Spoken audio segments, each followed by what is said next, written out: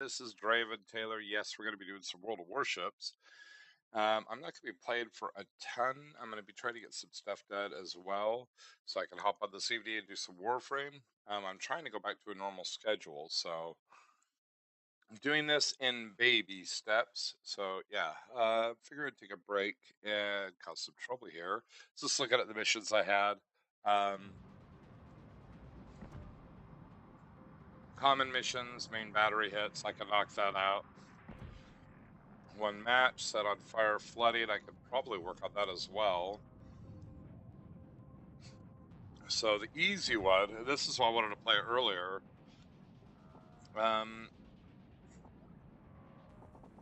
Easy one to do this in would be the Smolensk.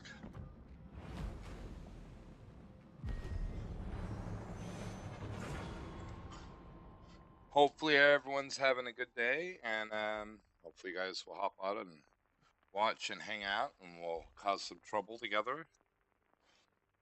And thought this would be a good start to this. I'm going to drag myself up in TeamSpeak. Channel switched.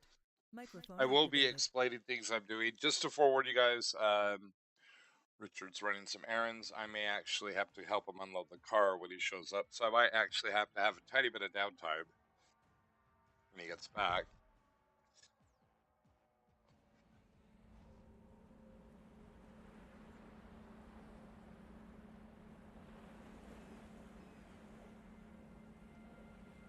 This will be kind of a challenge because there's a lot of super ships.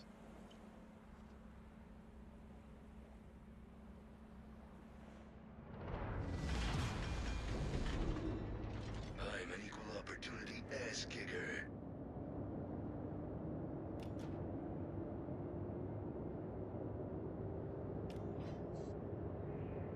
So, what we are going to do, I'm going to head towards the islands here with the Zorky. He's pretty much the closest thing I had to eyes over here.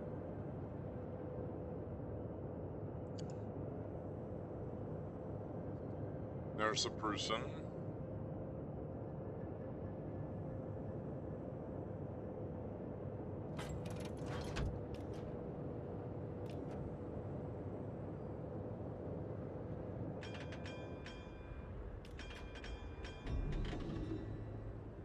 Somebody on the 3 line, closest one, probably right here or right here in this range.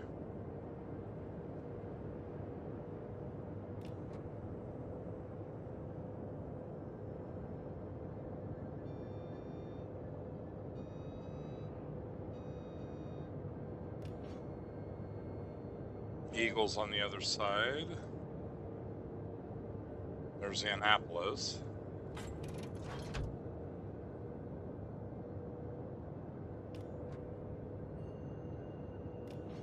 There's the Hanover.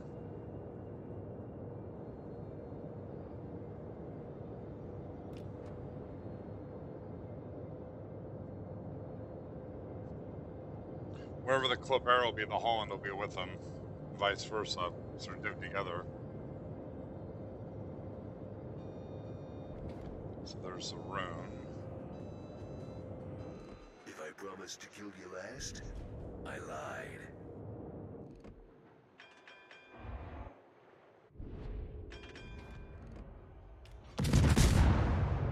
Magic 8 Ball says, you die.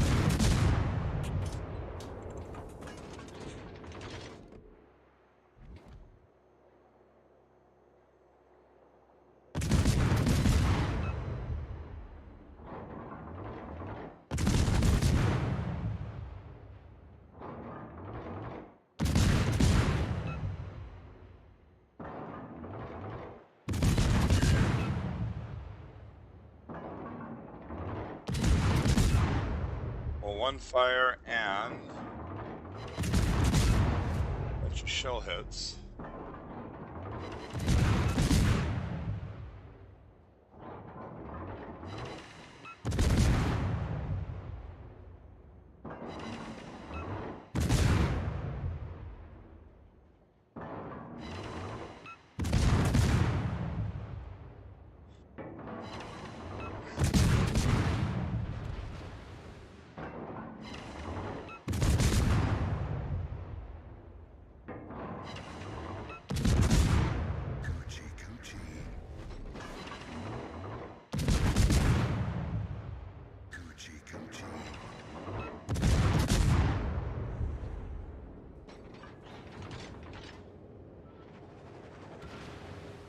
the shells.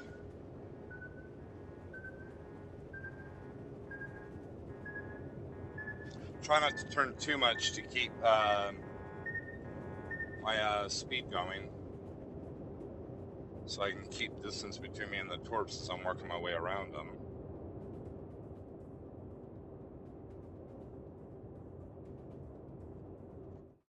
Huh. Let's see.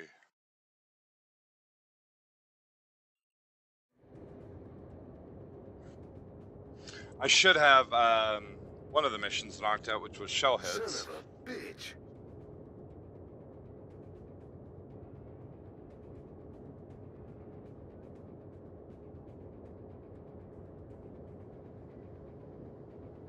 Not much I can really do here except for just push up.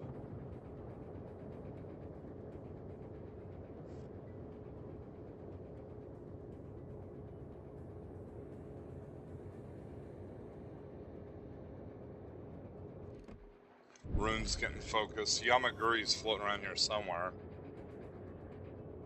I would say right about either in D4 or E4 based on radio location.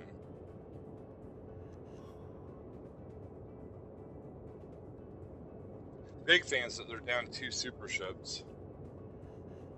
2 out of their 4.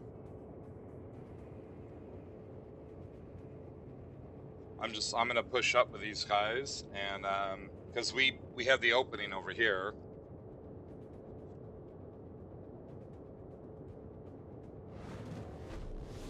I gotta be a little bit more on the observant side. Hey, bipolar. Because if I were the Yamaguri, I'd be throwing torps at the Burgone.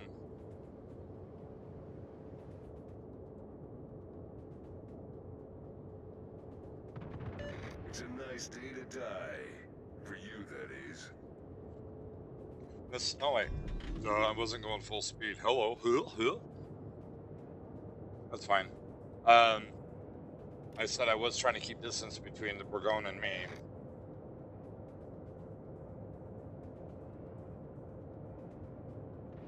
Yamaguri's to the north.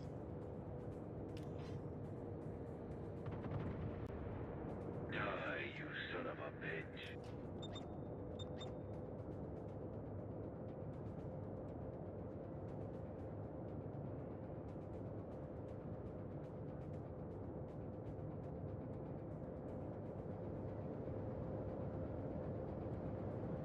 This is where, ironically, the Zork could be useful here because he's should be faster. Yeah, 43. Yamaguri's 41. Well, a little bit faster. Okay, so I'm actually going to the north more because I can brawl with some of these ships. Fuck you. I'm gonna kick your ass.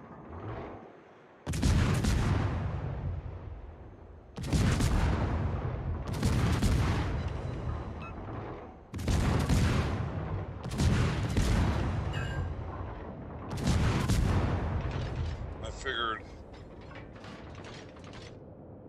but the only one here that's even remotely scary to me at the moment is the Yamaguri because of the torps. The sheer number of torps he could throw out. He's got better concealment and speed than I do. So he could do the little dance around. Oh, nice, bipolar.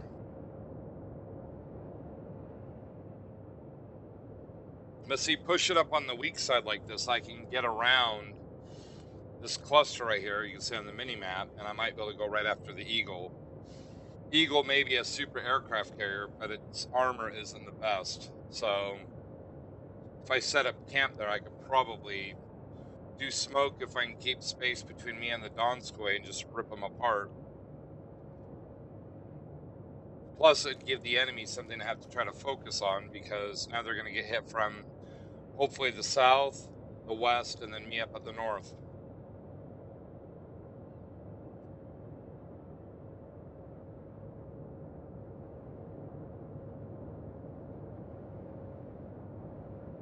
Those are jets.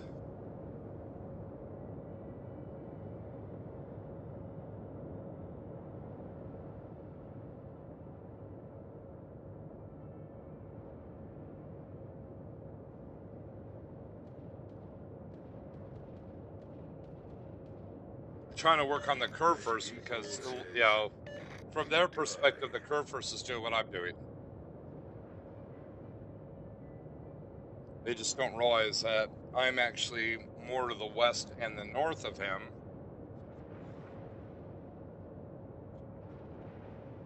I'm going to have to debate if I'm going to work on the Azumo or just go after the Eagle.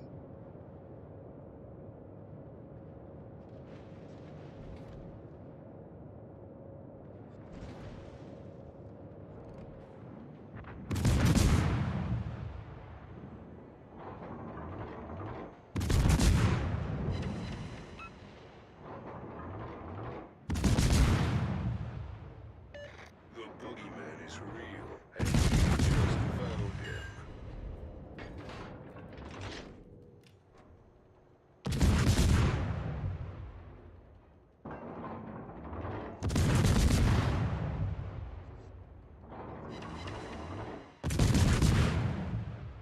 Yeah, the Prussian's trying to focus on me. I might get hit here. Oh.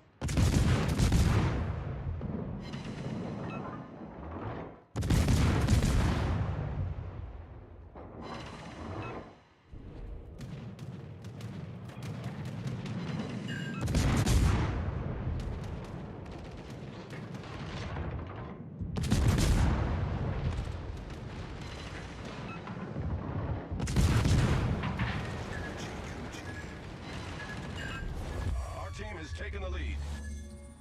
Eating a tort by the looks of it. We'd slapped you back to Bangkok. Our victory is in sight.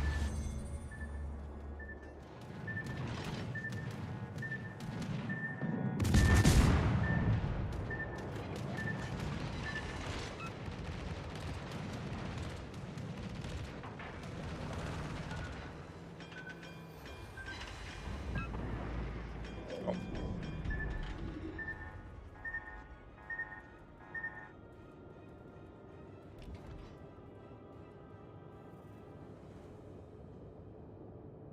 But got my average. I caused a lot of chaos there. And I see something shiny.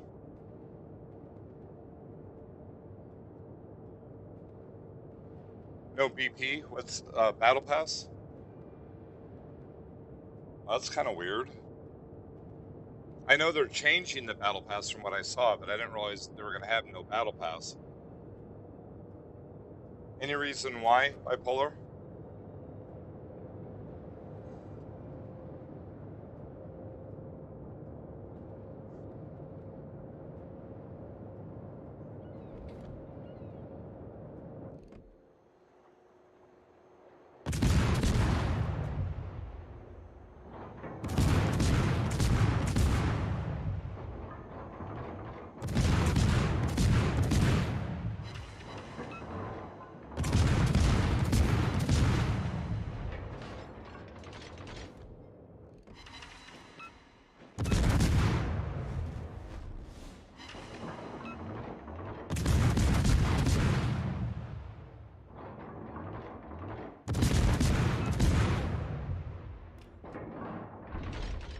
Haha. I got over my average. I gotcha. I'll keep an eye out on it, but I wouldn't be surprised if they don't have one if they're doing a restructuring like that. The only reason why I say that is wargaming tends to be, they don't really use the traditional sandbox approach. So let's see, combat missions. I should have knocked out that one. So let's see. Yeah, I did. That was this one. So I got the main battery hits done. So I got the Shamrock. Now I got to get 13 more fires.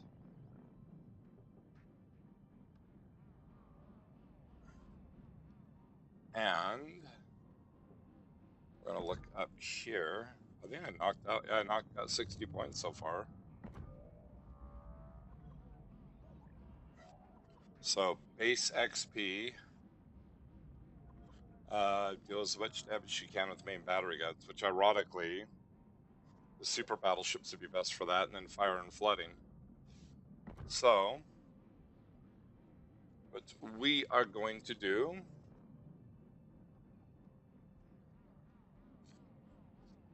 I noticed we got a lot of people in other rooms. I'm actually tempted to go say hello to everyone, but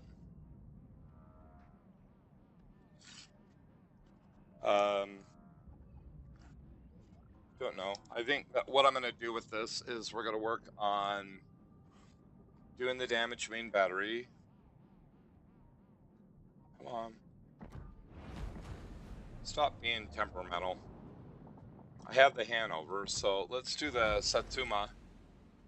Try this bad boy out. Recall commander. It should be Yamato. I don't have to worry about range. I mean, this thing's got range up the wazoo. So it would either be turret transverse, which is what I'm going to do. Actually, I wonder what the concealment. 16. It doesn't have the greatest concealment. I am going to do concealment. Steering gears. Because these super ships move like bricks.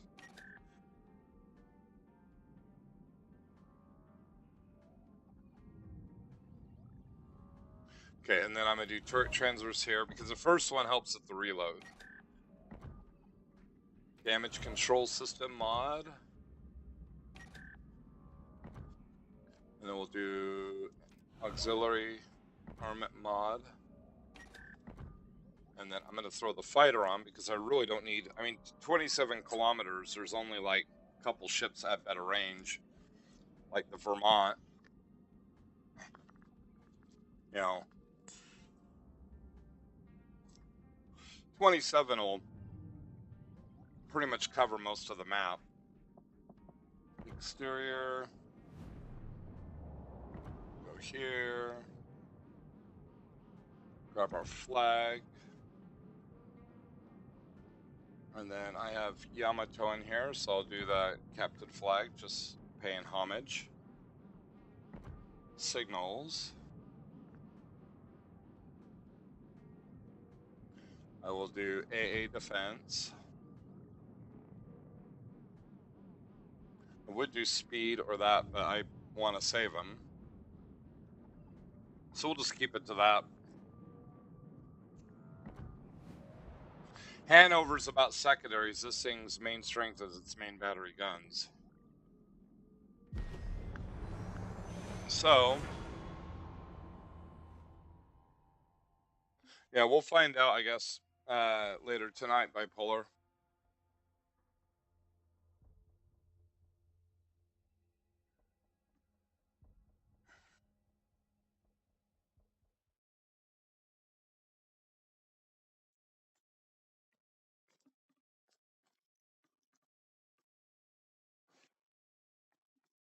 So,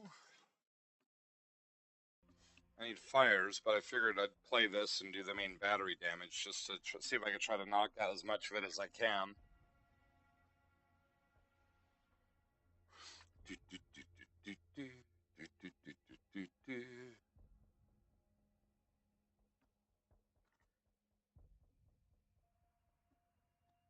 We came, we saw, we kicked lots of butt.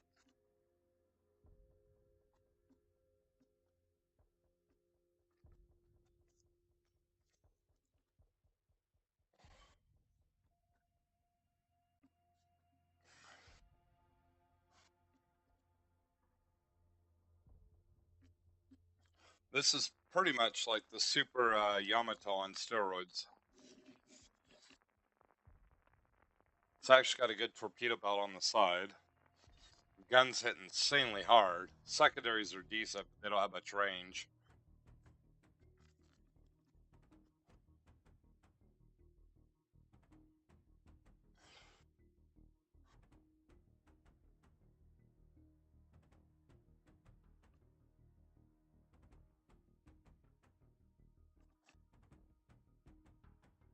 Actually, I need to work on my tier 9s to try to get the new tier 10s, and I got to work on the Pan-Asians. But I get these for 2 weeks. I thought they'd be fun to play. You're about as useful as a hobo Time to kill everyone. Cool part with this is that when I have the ability up right here, I can pretty much give the ship Deadeye.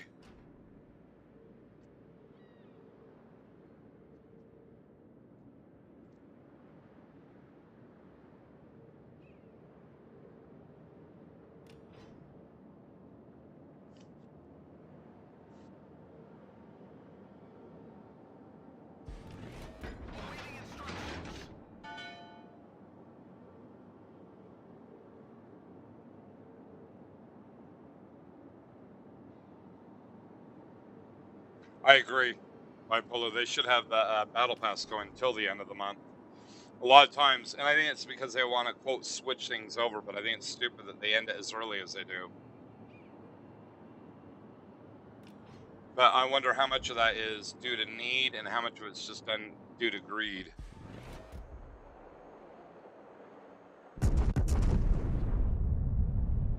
Because I've noticed, like in here, ships that I was able to get for like 40 bucks are now going for like 70, 80 bucks.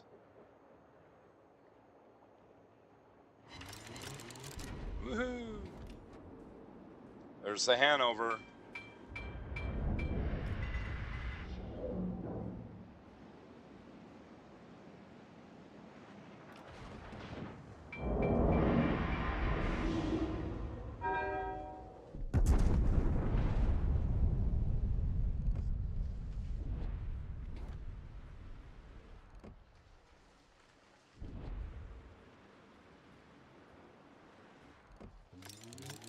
Oh, I missed.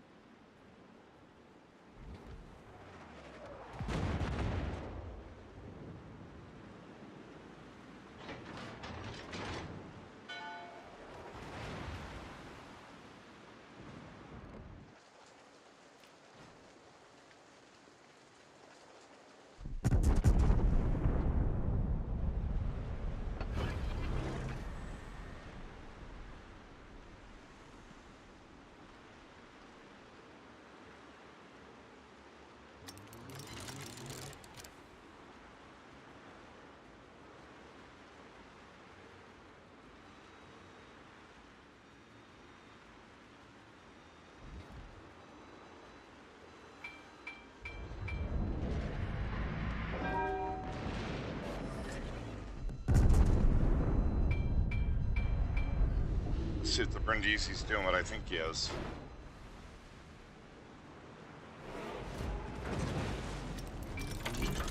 It's a nice day to die. For you, that is.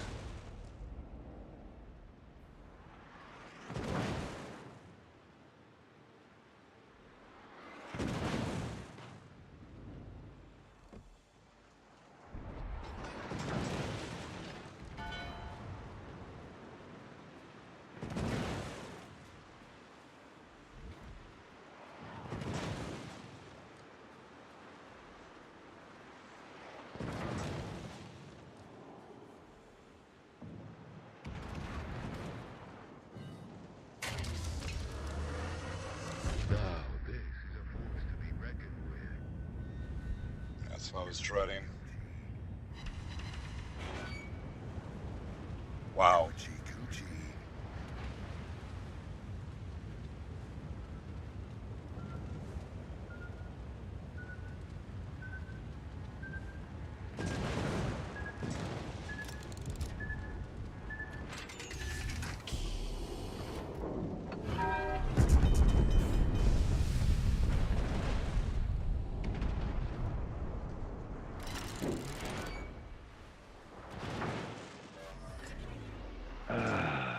Much better.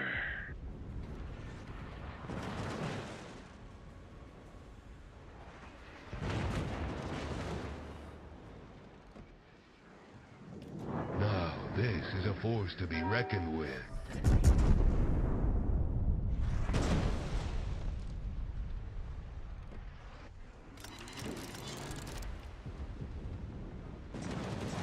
I like the Hanover better, to be honest.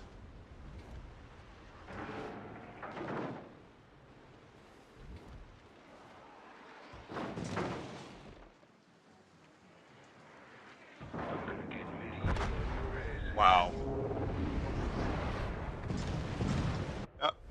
the Chinese clans.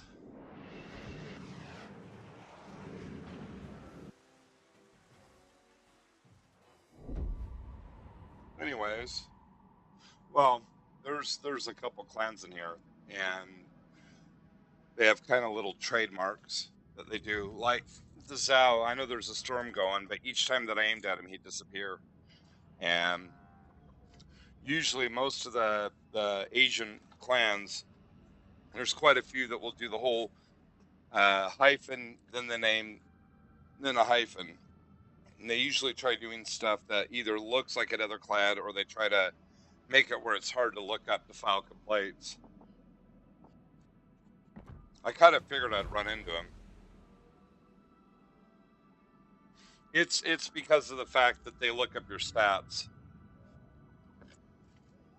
Also, if you notice, most of the people that were in that game were trying to hide on that side. Looking at the stats, I mean, there's things like an Aslan's where you can look it up. But usually that and then the super ships get focused a lot. But I knew that with Zhao, if I can't zoom in on him, the Tashkent would have been the same thing. It's just, like I said, that particular clan, it's a Asian one that uses an editing software to help their stats. And that's fine. I mean, they have men here. They're more prominent later at night. Sometimes you see them during the day, but it happens.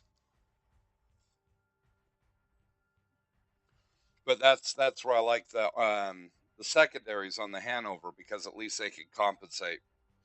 Because I don't need to aim them. The bot, you know, the orange, it's more RNG based.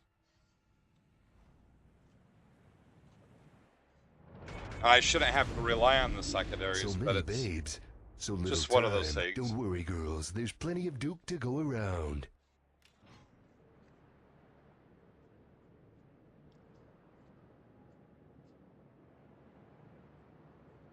Kind of the meta in this is a lot of HE spamming and secondaries are the strengths, and now they're trying to add new gimmicks.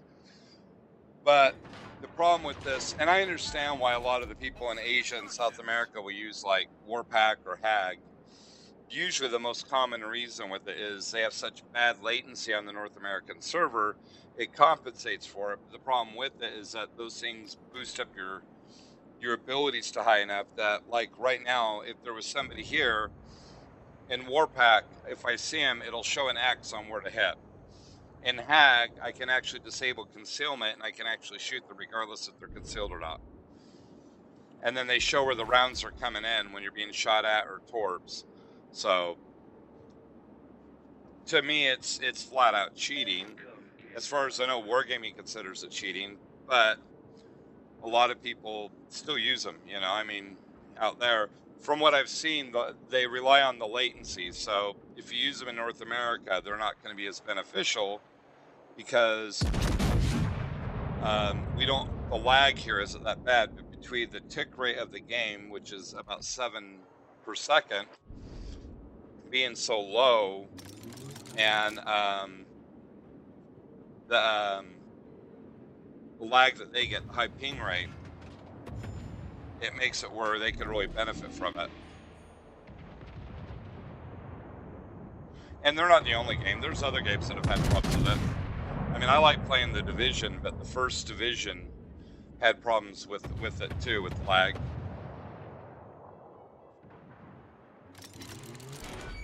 A little damage there.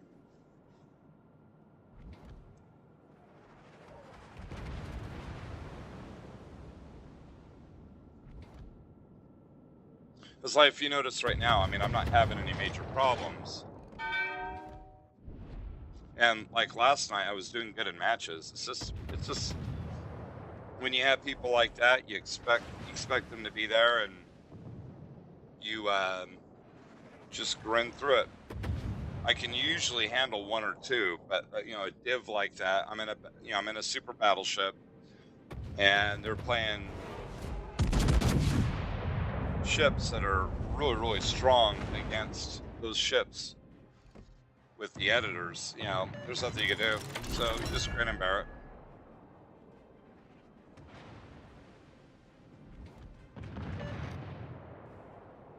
it kind of irks me because it's like, right now I know the big thing is that they buy pre-existing accounts and they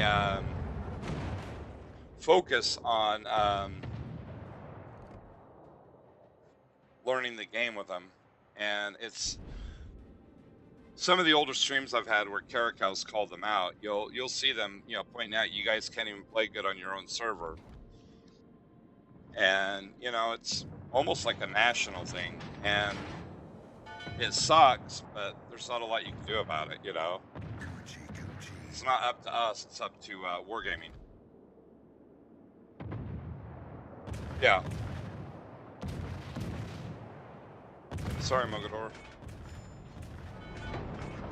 Well, and that's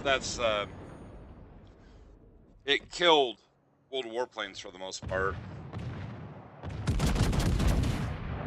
And, you know, they're starting to see it here, and I guess they see it in PC tanks too.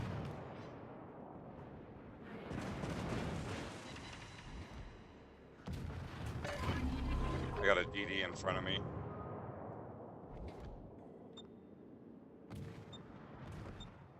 But I'm pushing up like this because I want to try to get rid of the whatchamajiggy, the cruiser over here.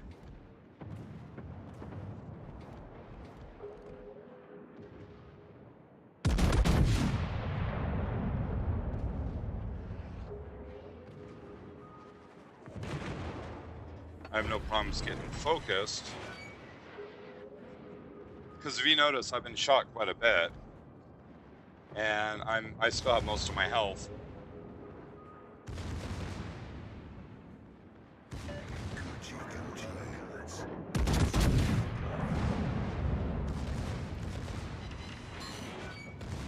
My gun's bigger than yours. Secondary time.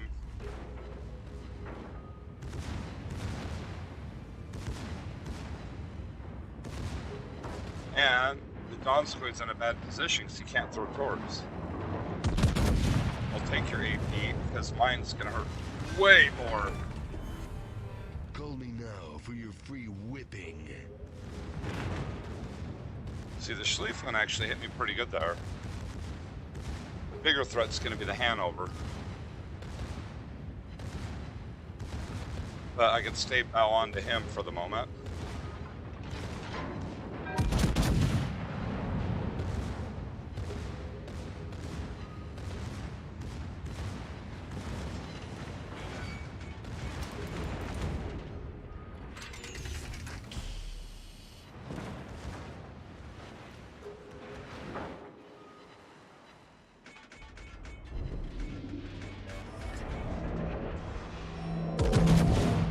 So I'm killing my speed for two reasons. One, I can help with the cap points. But the other thing is, I know these guys are throwing torps.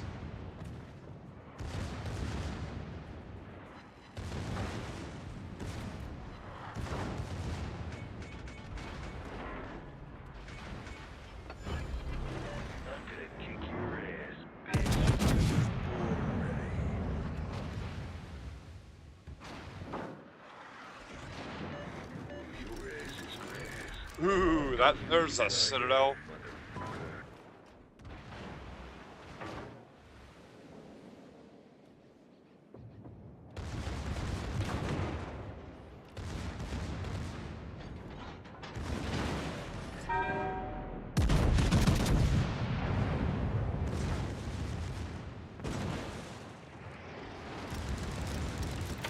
So right now they're focusing on me because out of all the ships here, I'm the biggest threat. The Schlieffen's gonna have a really bad time here.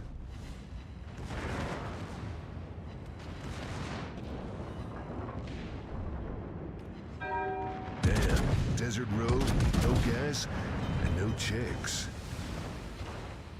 So I basically just made them a one-shot, and my secondaries are on overdrive, so they're gonna melt him if nobody else gets him. Yeah. So now the Groening's gonna have to deal with my secondaries plus the Mogador pushing up. There's the torp, one of the torps.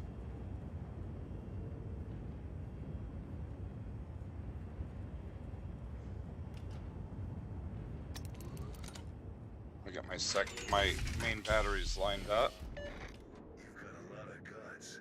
Let's see what they look like. If he lights I up, was I'll nuke him. born ready. Or try to, anyways.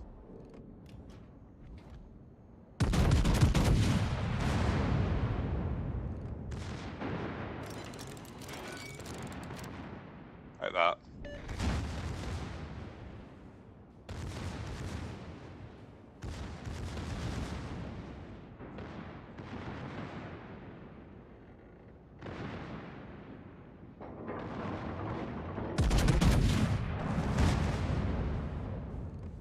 Bye-bye. See, that's how you can tell. Big giveaway. You died. Because like with the Des Moines aren't the most accurate ships at really, really long range. And if I'm actually maneuvering, I should be able to dodge at least half his shots until he gets bearings. But I'm actually pretty consistent with my shots. And usually I shoot about 30 to 35% on average. So, like right there, I missed because he sped up. So that's where this is, quote, normal. The other guys, I mean, it was pretty obvious that my shots were doing next to nothing, and they were just melting me. Because, I mean, the super ships are way overpowered.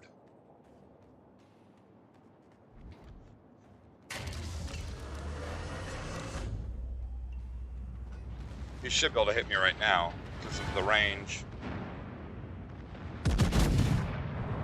I don't think he's going full speed. Those are going to miss. Yep. But right now he's trying to get away from my secondary, so he's not really focusing a lot on his shots.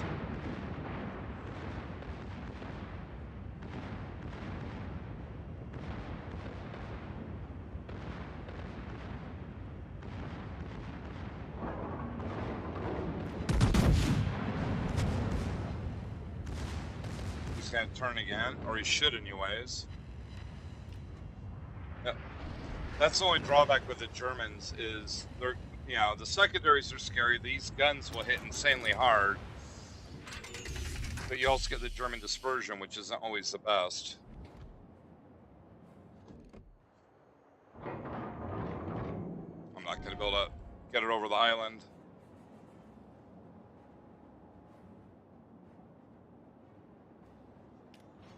He's trying to run back to the cap.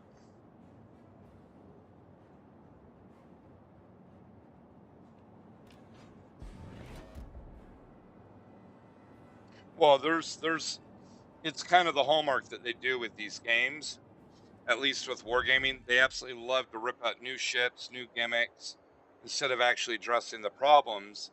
And if you're not going to do it with an actual sandbox environment and actually release a full new version, then you should take the game down for a couple months, do a total revamp, and then bring it back up. That's what they did with warplanes.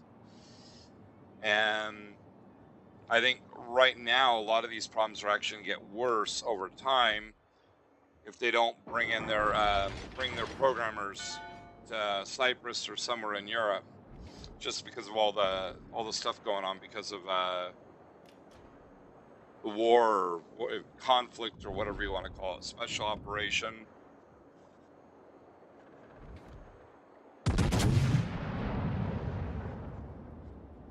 Oh, he doesn't see me. Let's see if he dodges those. If he doesn't, those should hurt. Yeah, he dodged them. I assume people are going to be playing like me, because I will actively dodge shots like that. But I'm hoping he either turned straight up or he turned right into those torps. 50-50 shot. If he turned into the torps, that should hurt.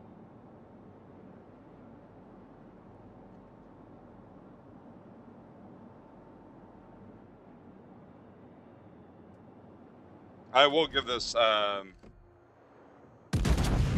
Moines credit. He's doing a really good job.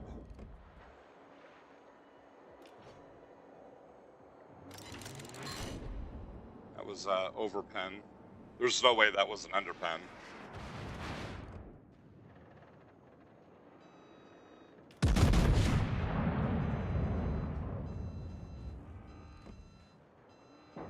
Yeah, see, he's trying to actively dodge.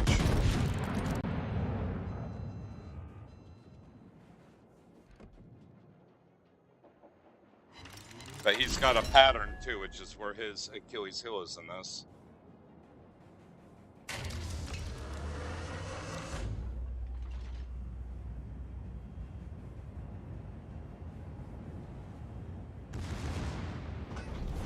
Our team has taken the lead.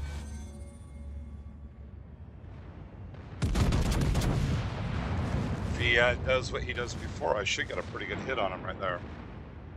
Yep.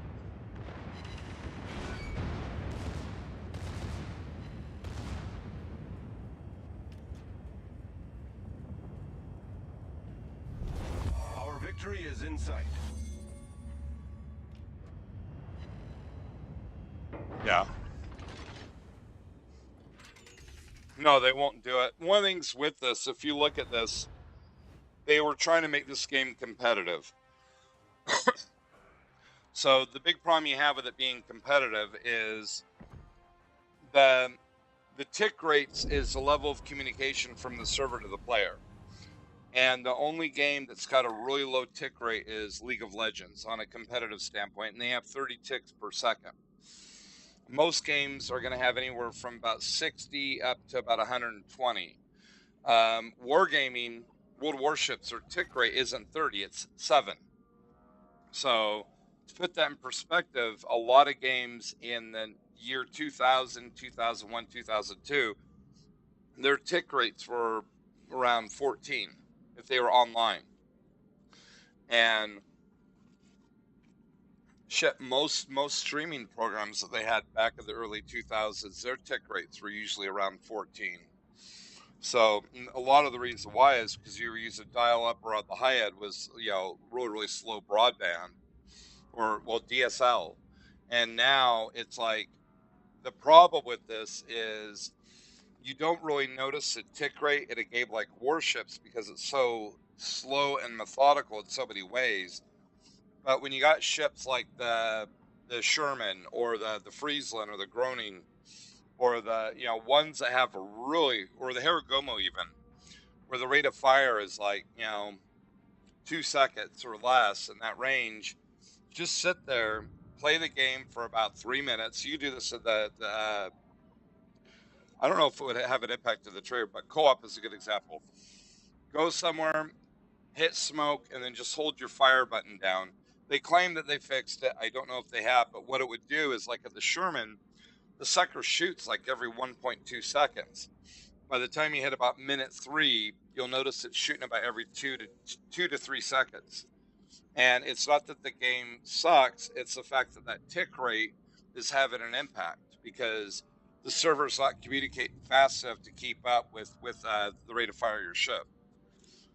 So it's modifying its end to try to compensate, but that's also where too, one of their solutions they had is, if you play this game and play most other games online, you play like Division 2 or Warframe or one of these, you notice your CPU usage is at a lower percent, but your graphics card's at a higher percent.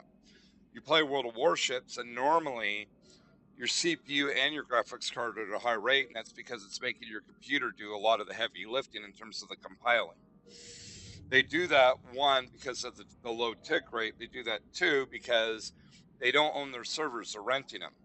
So usually for most server clusters like that, they charge you based on bandwidth and CPU usage. So if they have a low CPU usage on there, that's where they can save money. And that's why you'll notice too, in some of the battles, you'll have 60 people in there. Like in Blitz, you'll have 60 people in queue, and you got to wait for 2.5 minutes, that are in your tier range. And it has nothing to do with matchmaking. It's server management. They want to make sure that they're not exceeding what they have set for it's all about, it's not that the servers can't handle it, it's to save money because they want to save money to make money. And there's a reason why the owner of Wargaming, what, 3 years ago, it was February of 2018 or 2019, was declared a multi-billionaire. So, and I haven't checked on Blitz. I know on Warships, if your ping rate's below 40, if it's higher than 45, you're getting late. That's where the latency starts. It's really really minute, but you play on in other countries like Mexico, Brazil, China, Singapore, South Korea, and you're playing on the North American server, your ping rate's going to be anywhere from 200 up to 600, and that's where it makes sense that they're going to be using Warpack or Hag to try to compensate for the lag, but it gives them a huge advantage too. The big giveaway, if you want to see, easiest way to tell if somebody might be using a cheat, they have incredible shots, they're almost impossible to hit, but they always have some of the worst positioning in Warships. And I'm sure it's the same way with the other games too. Well, they also have the matchmaking patented, but I kind of wonder if it's the back end code because they don't want people setting up their games like they do. Because I mean, it is, in a money standpoint, this is a really really good design of how they're doing, like server management versus player management. But for the long term, it's not really beneficial, in my opinion. But that's also where too their business model. You buy all the premium ships, they don't need you anymore because you can't buy the Missouri 15 times. So the big money is in the new players, which is why they have the whole referral system in that. I mean, they actually have let's see, they should have 15 to 20,000 players playing right now, and they only have 8,800. So it's kind of showing you that they don't have a loyal player base as a base whole. They have people like me that are really really loyal to the game, but not to the company, and that's it's because the company's not loyal to the players. They have an incredible concept in warships and tanks and in warplanes, but these are designed to get new players in here, get them to fork out a lot of money, and go to the next player. And it's sad. It's sad that they have it set up that way, but that's their business model. Every business should have two base models. One's to make money. The other one is to develop a solid brand that's got a strong culture. And in my opinion, just like with the mass exodus in Russia, North America, with all the community contributors leaving, it's kind of showing that, and even in Europe on that respect too, you don't have everyone leaving all at once unless there's something questionable about the brand, and that's not the game per se. That's the company. Yeah. See, when I started playing, they were like back 7 years ago. There would be 12,000 playing right now, and when it was at its peak, we had almost 20,000. So, and also you got to bear in mind too that it's funny that the numbers late at night. At one point in this, the numbers late at night were about 800 people playing. Right now, late at night, they have consistently between 2 to 3,000, which is what it was back 8 years, 7 years ago. So it's kind of showing that people go to bed here. You don't have people staying up all night playing, so you're getting your player base from somewhere else, and that's where you're getting them. The Asian players play late at night here, and then usually in the early morning, you get a lot of people from Latin America. You'll see them at certain times of the night too, like Clan MX, Clan Peru, Clan BR, ones like that, and those are from down in the south. But you'll also notice too a lot of the ones that are from like Asia, that cause they're buying a lot of the accounts. If you look it up on like Wow's Today, I think it's Wow's Today. Wow's Stats and Numbers. What is the actual site? Wow's Numbers.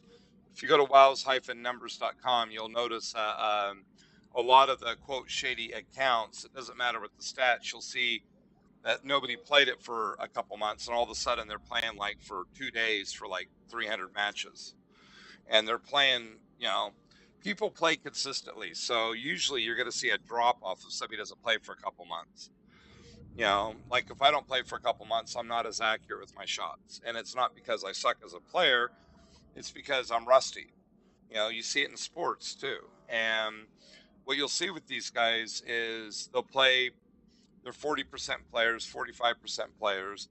They don't play for 2 months, and they come in the match for 300 matches, and they're 80% accurate with their guns, and they're averaging 3 times the damage that they are, and it's a dead giveaway. It's not the same player. They sold their account to somebody else. Well, what they're doing is they're consolidating servers to save money. So they're moving all the Asia players to North America.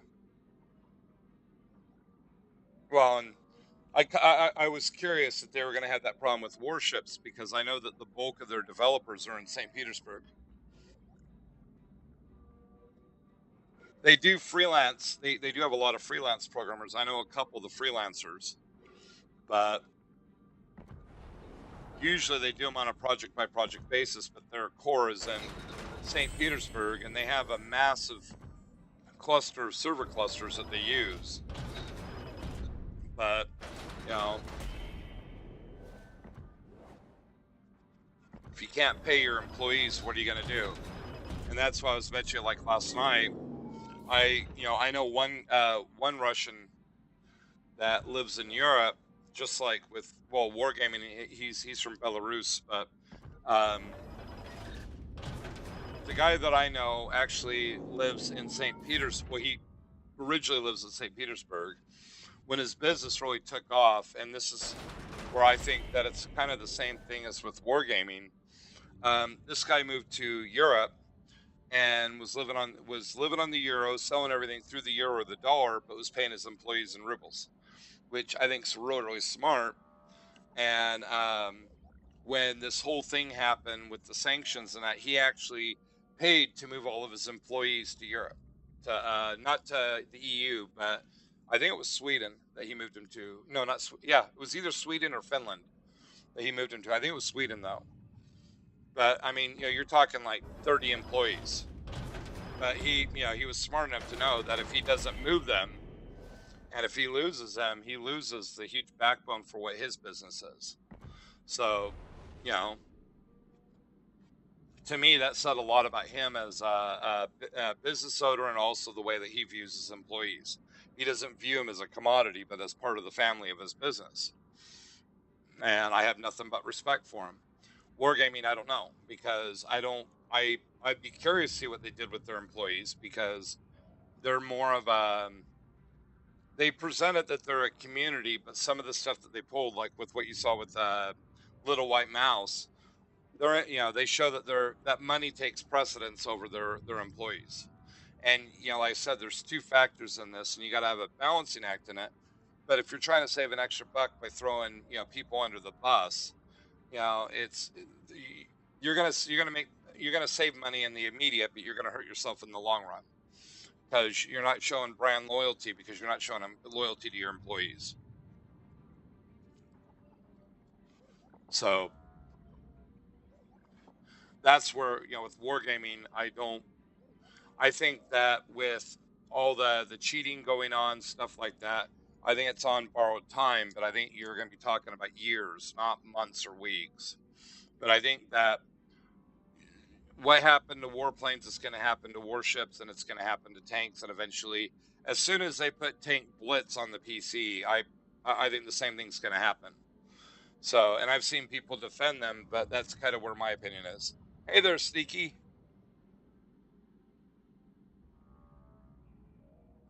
Oh, I've already looked at the code in the game, and I know the company that they use for their servers. Um, there's I could say this, and I've defended the game left and right. The level of coding they put in this, the integrity that was put into the code, I have nothing but respect for the programmers.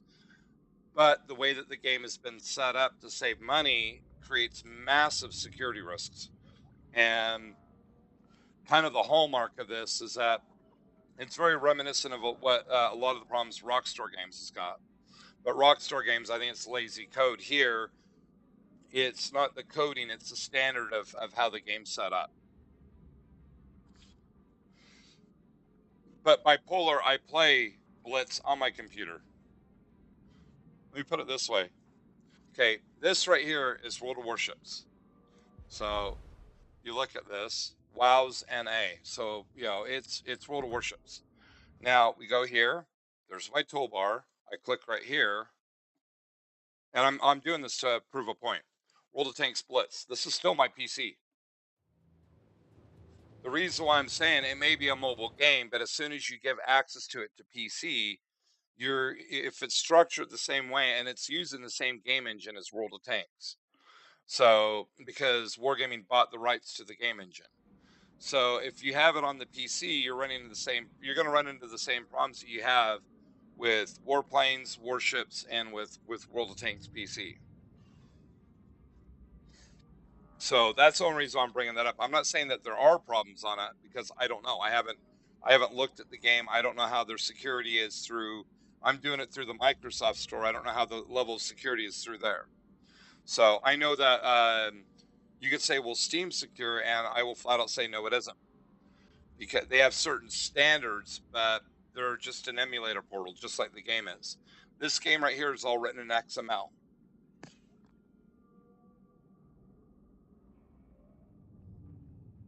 Well, and I wouldn't doubt that they have an advantage. But what I'm saying though is that if they have aimbots for the PC, and the PC's a route that they're doing this on all three of their platforms, you're opening that door if you don't have proper security protocols in place in Blitz.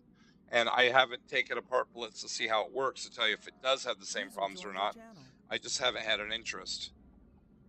And there's Caracal. Oh, Nelly. So, question for you: do you want to play Warships or you want to play Division? I want to go to Marianne's house to play tabletop Doctor? Lord of the Rings. That sounds like fun. Are you going over there? I am. So you just came up to say hi? I came up to say hi. I figure if I leave early, I might catch her in the shower. Ooh. She seems like a sweetheart. She is. And plus, if we get married, I can spend her Social Security check. So is Dominique there by himself? No, leaving. We're playing tier 2s. I was doing that with him yesterday. Trying to get up to at least 5, so.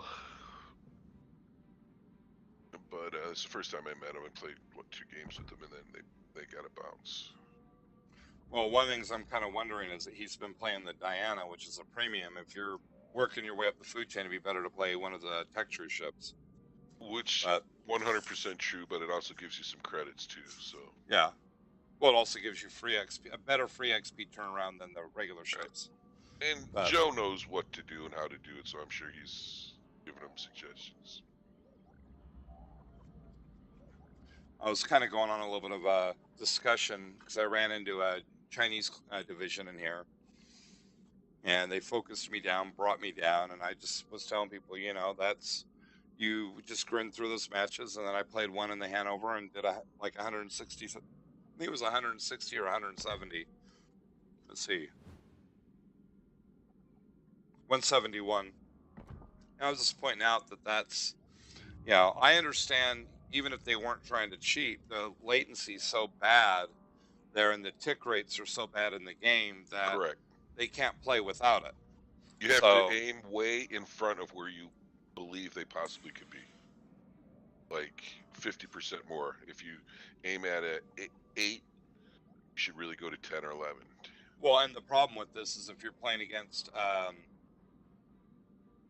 if they're using Hag, they can actually disable damage on their ships. So you can't damage them. I've actually seen a couple of them on there. Well, this is my favorite match to mention in this. I saw a guy playing Mountain Range in the Kremlin. He did almost 500,000 damage. He had almost 8 million potential damage and still had 3/4 of his health. He went straight through the C cap, turned around, went straight through the B cap, turned left, and went straight through the A cap, and was just nuking people. And the guy, the sad part with this, like for me, an average match is around 100, 150,000 in tier 10. My good match is around 200, 250,000. And on Billy, a lot of these Chinese players, their average matches are around 400,000, 300, 400,000, and their good matches are 600,000 to a million. Right. I mean, I saw a guy in the Des Moines that did 49 Citadel hits.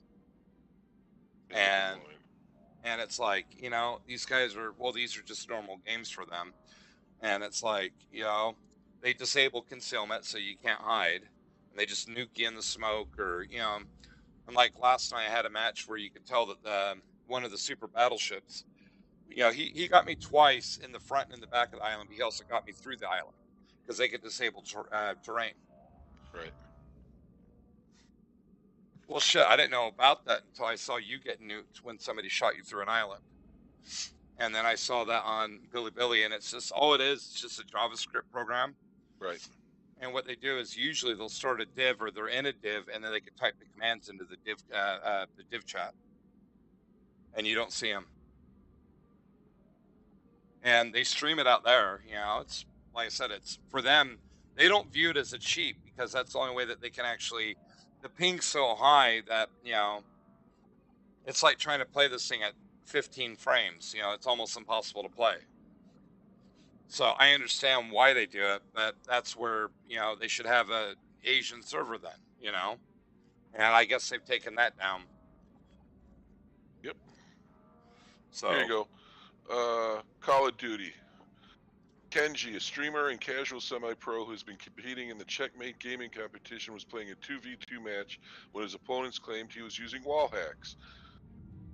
To prove he wasn't using wall hacks, he set up a second monitor to show him playing his screen. However, the second monitor clearly showed him using wall hacks.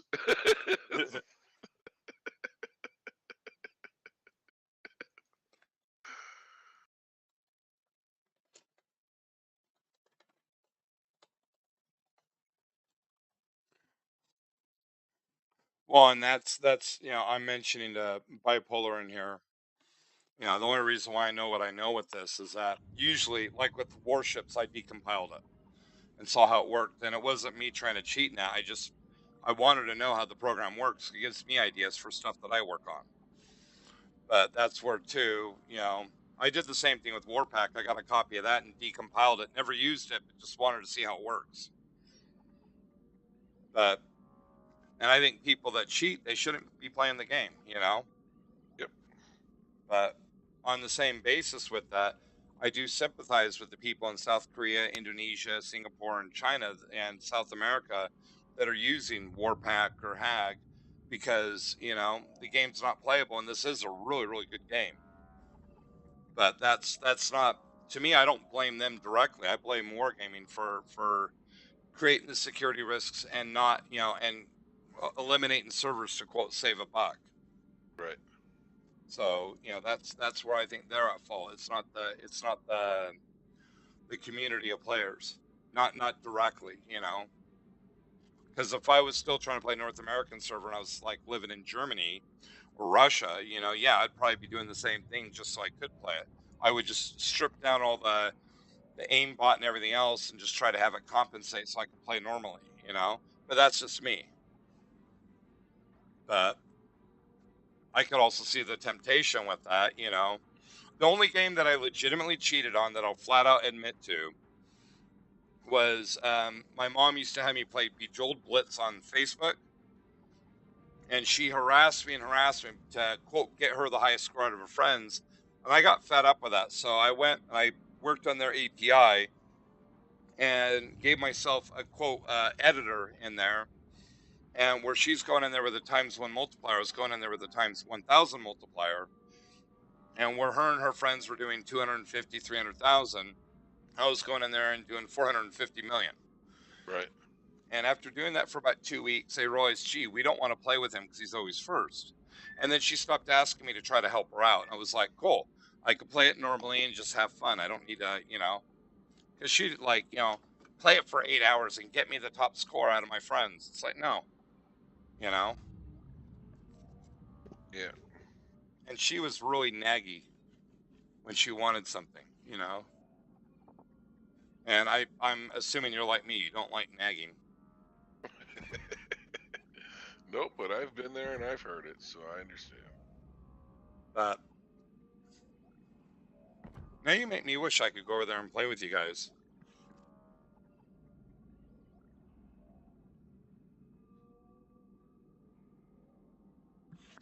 I'm gonna. Well, you will be next month, June.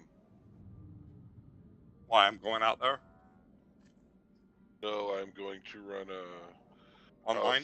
Call of Cthulhu game for Greg, Marianne, and 3 people who've never played any tabletop games in their life. Uh-huh. And I may have DJ Draven Taylor at a rave party, Ooh. run it at the DJ table. No, I could keep you guys entertained music-wise.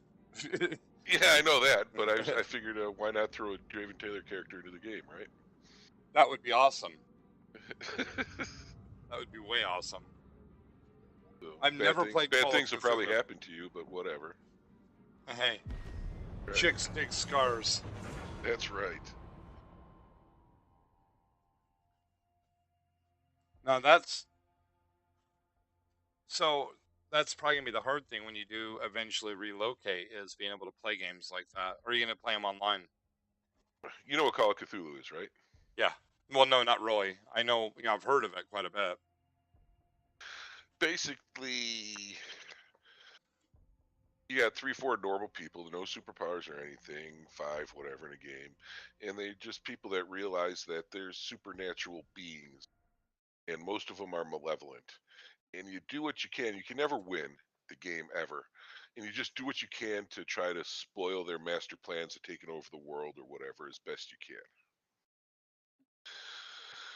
Um, Basically, after several game sessions, each character basically goes insane from learning and knowing everything that they know eventually, or they die, and then new ones come into play. Uh, and there's all kinds of vile creatures from the brain of H.P. Lovecraft that are part of this game. So you got people just trying to do good things for as long as they're alive. But pretty much everyone dies in the end.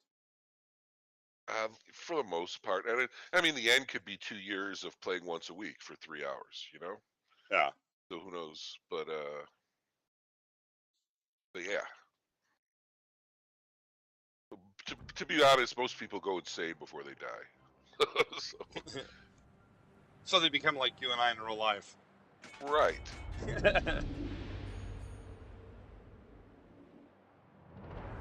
One of the funniest matches I Let's had do this. was in college playing D&D. We had a dungeon master that didn't believe in keeping things, within the realm of like, well, you're level 1, you're gonna be taking on level 1 stuff. He had higher level characters, and basically he pointed out is I'll give you every warning possible, not to screw with this person or this person or this person, but if you guys are so intent on screwing with them, you're gonna screw with them. We went. One of my friends and I decided to screw with this guy. We were level 4 and he was level 25. Pissed him off. He jumped down a tree and he had to do a dex check. Failed it. And every single roll that he did, he failed, and he hit every single branch down the tree and killed himself. And he was That like, kind of stuff. oh yeah, he was like sitting there. He's like, I have never seen that happen before. He only managed to dodge 2 branches, only to critically fell on the next branch. It was like, sweet, The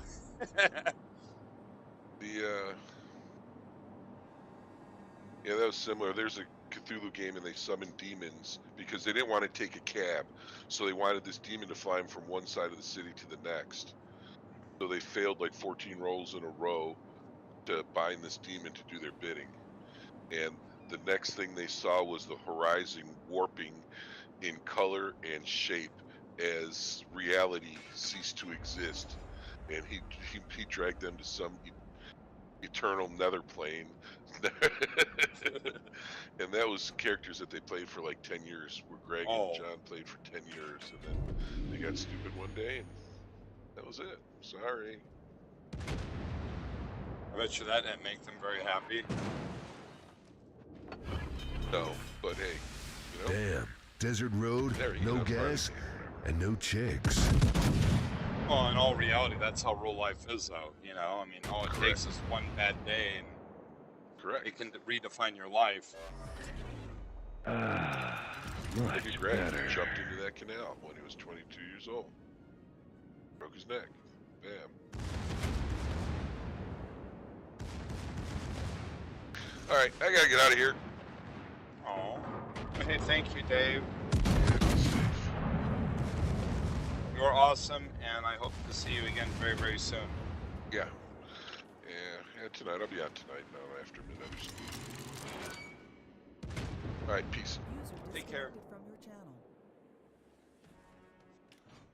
See, that's cool. I mean, I miss playing tabletop games. I used to play those a lot.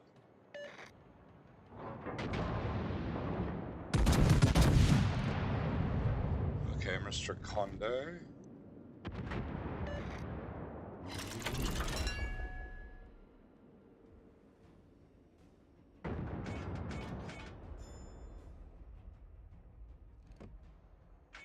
Yeah, he's dead.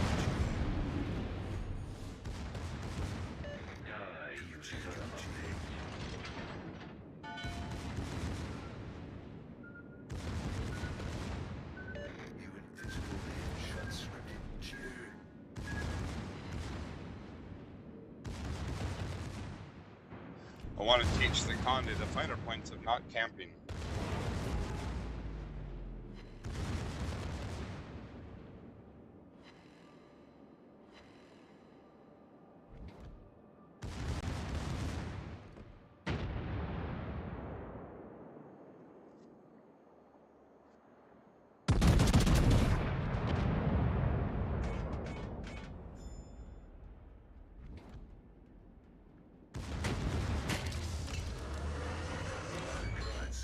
Let's see what they look like.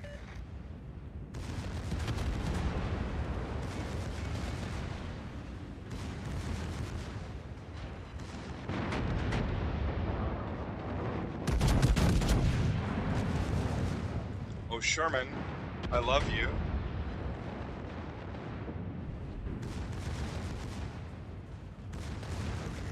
If it bleeds, I can feel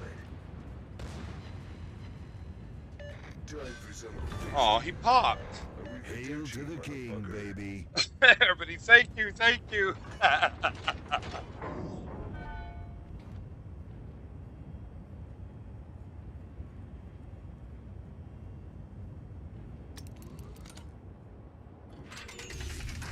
That's why I like the secondaries on this. You just beef them up and let them just chew up whatever's there.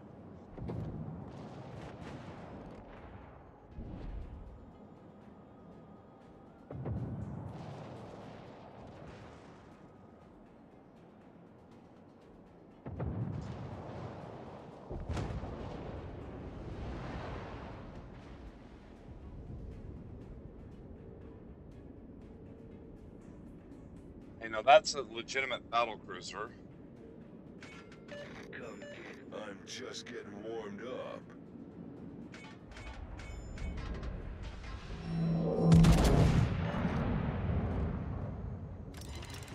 We just got double Citadel. Welcome to hell, little man.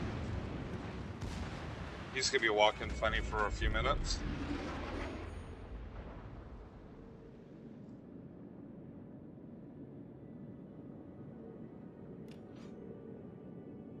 I'd use Hydro, but he's too far away.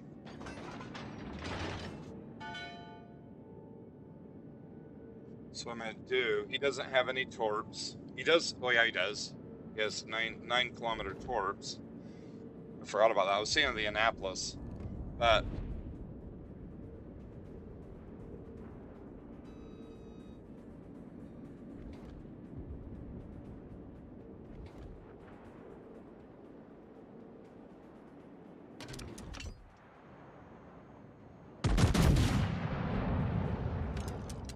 Nobody's able to spot me, so Satsuma, hi. Booyah! Only did 4,000, but Conde's gonna start pushing up.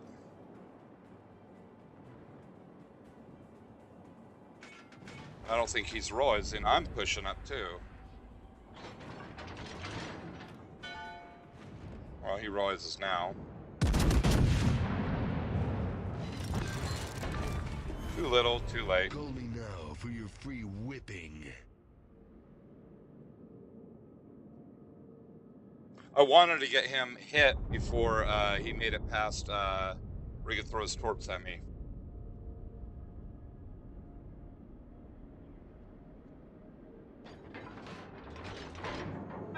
Right now with the Satsuma, I can't do anything with him because of the islands. Palmer, on the other hand, I could say hello to.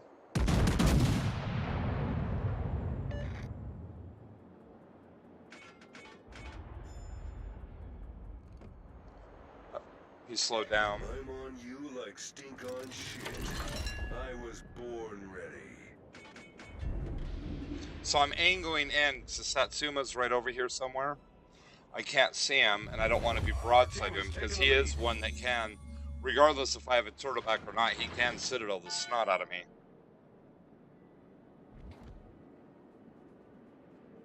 So what I'm going to do is I'm going to push down. Okay, I'm detected. Which means that there's something here. I'm going to hit Hydro. I got to do a hard bank. Yep, here comes the pain. My turn.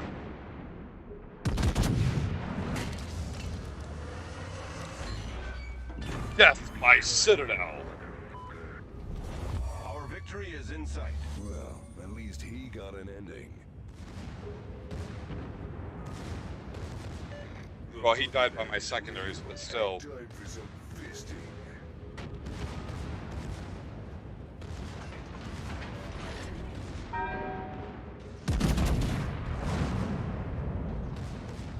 I'm hoping these kids can help me with Poland.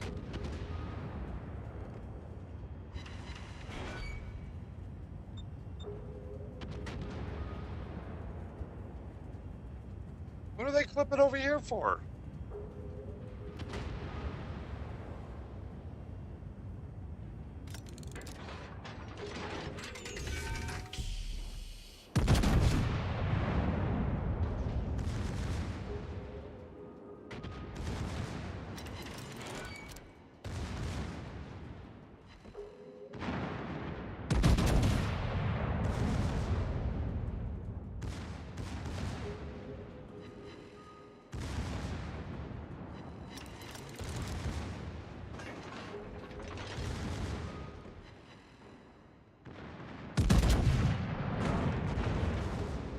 Yep, I already know I'm going to get a ton of attention here.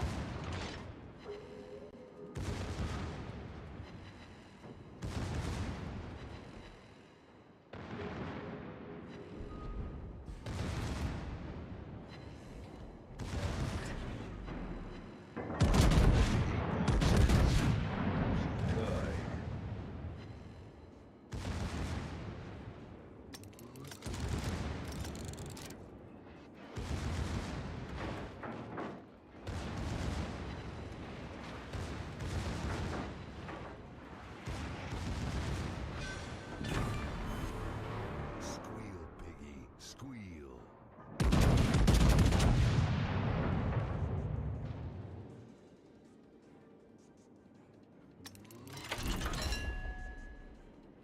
Well, I get the Kraken.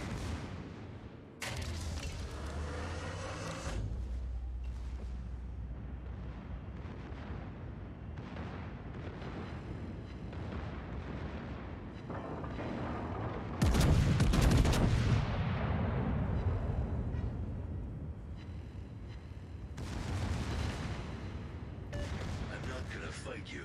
I'm gonna kick your ass. Coochie coochie. Coochie coochie. This is gonna fuck up my hair.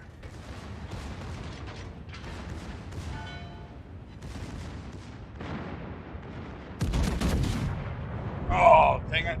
I wanted my Kraken.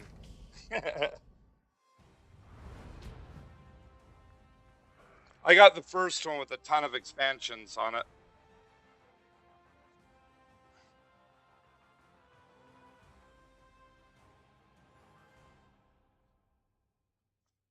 So, let's see how far I pushed that. Yes, I should check my missions too. I think I should have that mission pretty close.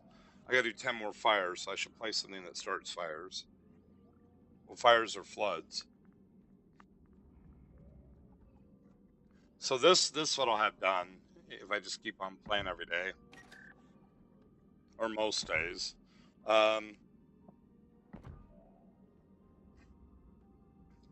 Geez, isn't it? Well, that one's almost done.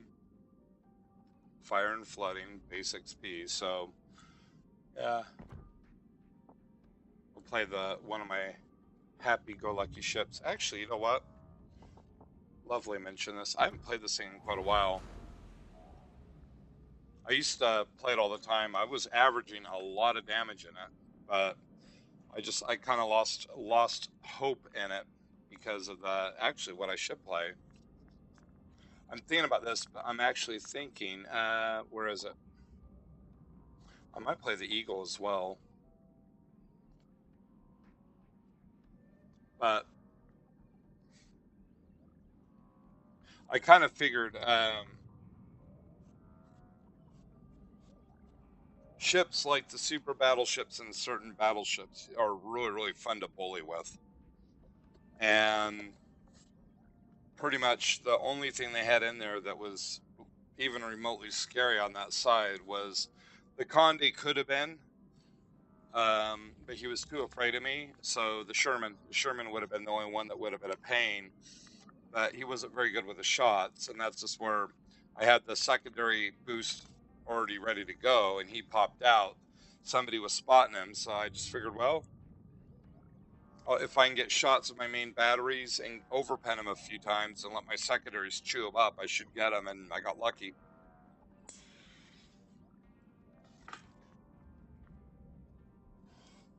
Just make sure I have this thing set up.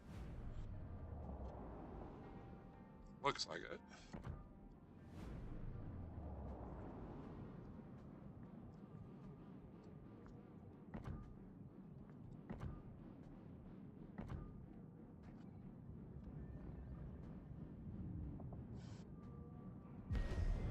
Into battle we go. I said I haven't played the Goliath in a long time. The rounds are really floaty, but they once you get adjusted to them, they hit really hard. I mean, this is pretty much I would what I would consider to be a really heavy cruiser. But yeah, you'll hit a point in this where, again, it's just like tanks in that respect. You'll start seeing people drop like flies.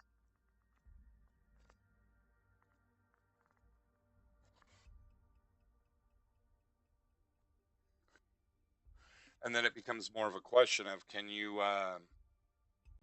outlast them as well as, deliver the killing blow.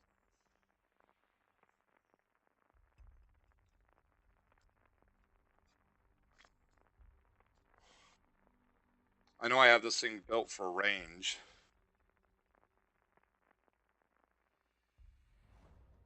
Of course, they have a Satsuma. They have some pretty scary ships over there.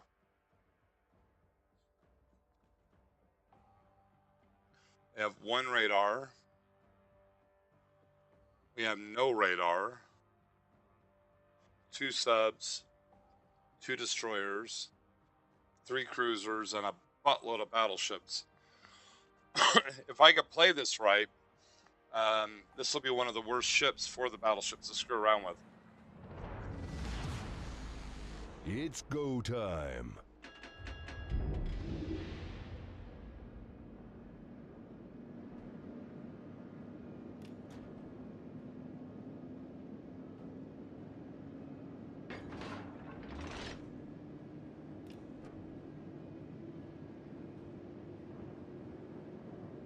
I'm actually planning on hopping on this evening to play for a couple hours. I'd be totally game for it. I'm actually You like stink on shit. been working on my trying to get the storyline far enough ahead that I can start getting the components for the Titania Prime. Go ahead, Kurt, first. I'm gonna bleed my speed. I'm gonna do a kind of a pivot here. There we go. I wasn't going that fast, so it's kind of hard to do it. To do an actual pivot. I'm going half speed. You want to go full speed when you're trying to do one of those.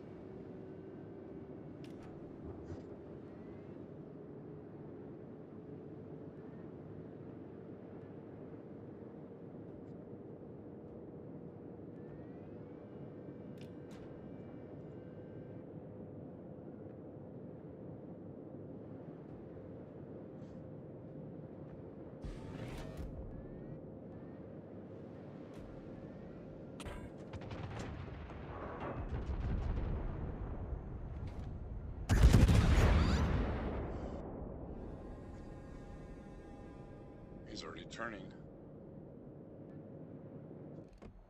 Yeah, he's bleeding his speed too.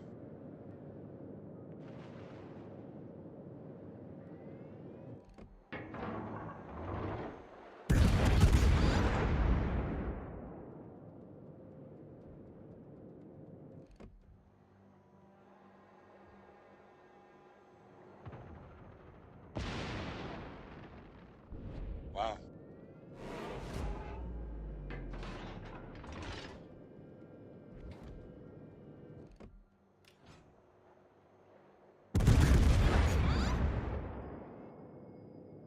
This thing, the advantage it has really, really lofty rounds. It makes it where they float really badly. But, saying I'm getting focused. Satsuma's shooting at me. Looks at the Yamato as well. Wow. Okay. I've done a 90-degree turn and killed my speed. They shouldn't hit me. Pretty spot on. They would have nuked me right there.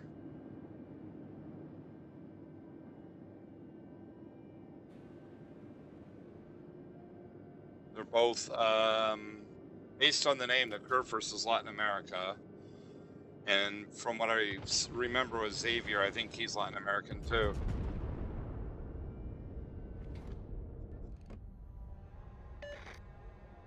The only reason I bring that up is those players, you got to treat them like they're the best players in the world. If they're using Warpacker Hack. And it's just because they have such a massive advantage. Wow. This guy's Titan Twitch has actually got really good maneuverability.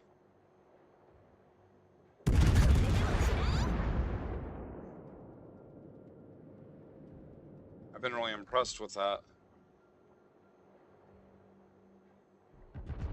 I mean, I'm out of practice with the shots, but this guy's been able to thread all my shots, which is pretty damn impressive.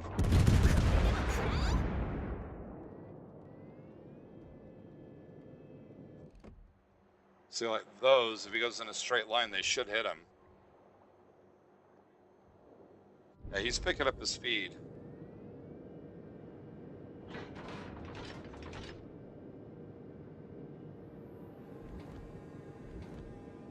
Trying to give support to the Holland because the Marceau's fast enough that I really don't have a burning desire to brawl with him. I mean, odds are in favor I would win, but I'm going to take a beating in the process. Because it's kind of a balanced ship, but it's got... The Kleber's got mean guns, the Marceau's got good guns. They just have a high rate of fire. My big thing is I just want to give support to the Holland.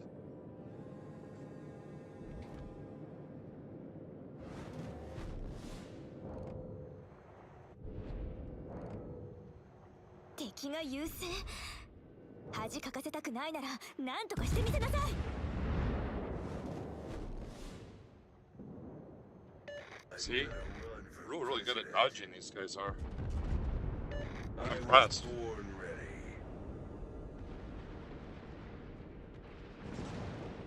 「I can't hit him. Not with the island in the way.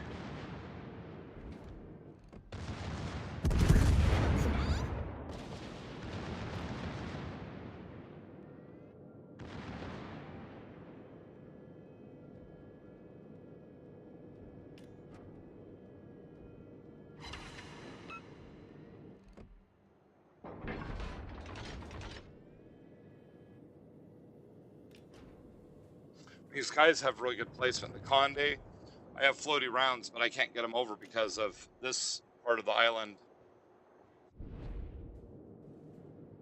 And knowing the accuracy of the Yamato, I'm not just going to blindly push up. I'll pot shot.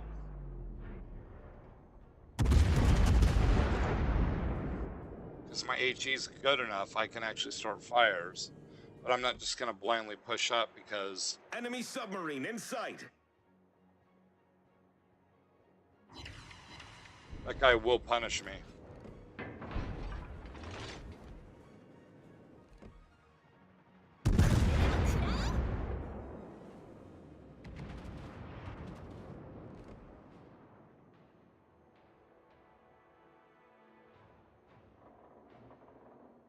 Yeah, see, really good at angling away.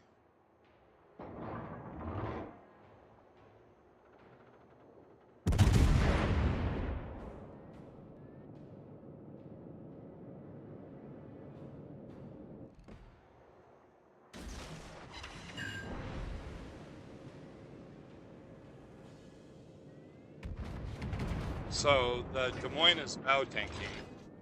I'm gonna punish him for it.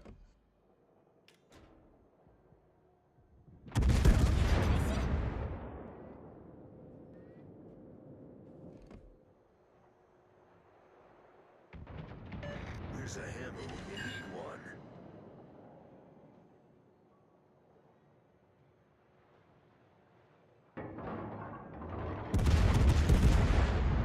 A lot of speed. I'm hoping inertia will help me. Somebody, it's the Satsuma shooting at me.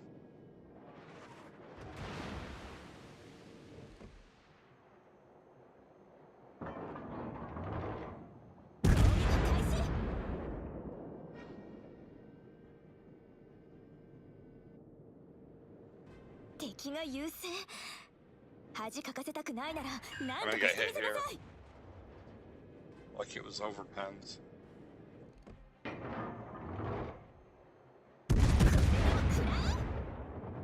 Trying to keep the cap reset.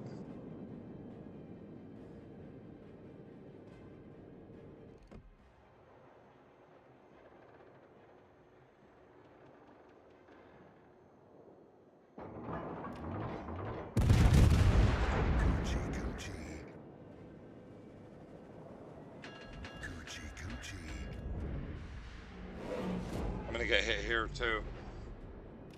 I got 5 people aiming at me.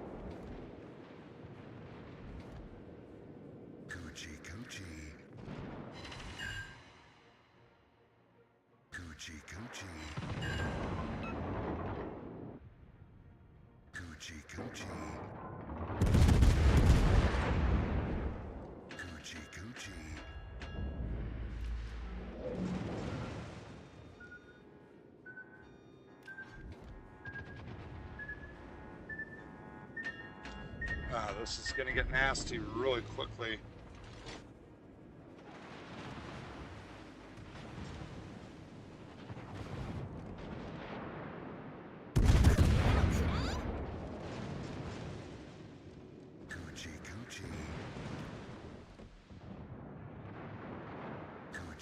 coochie. Coochie coochie. Coochie coochie.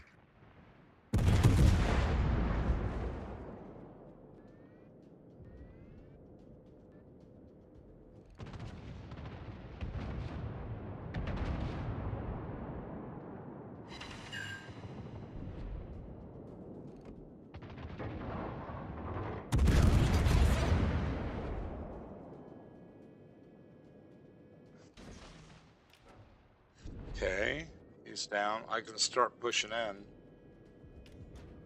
The hard part with this is, like you saw, I mean, I'm already up to 1 million potential.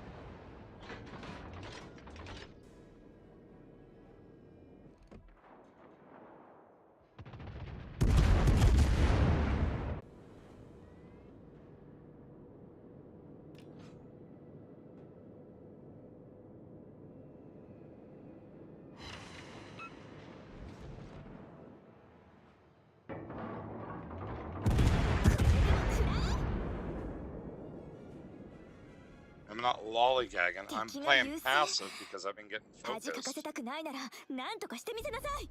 But I've been really surprised because, I mean, some of these guys are insanely good with their dodging.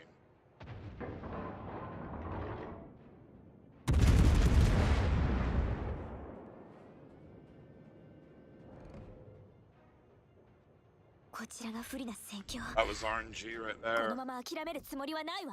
He actually threaded my shots.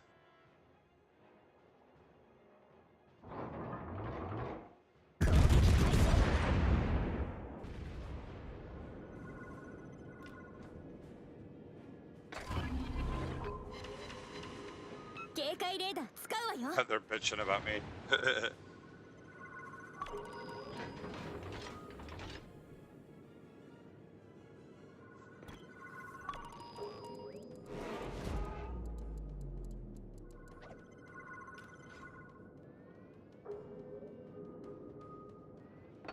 Coochie coochie. Coochie coochie.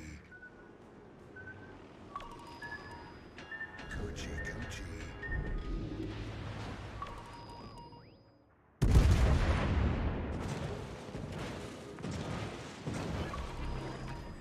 Now this is a force to be reckoned with. So I at least get my average. Coochie coochie. Coochie coochie. Enemy submarine spotted. Coochie coochie. This is gonna fuck up my hair. Coochie coochie. Coochie coochie. この私が負けるなんて。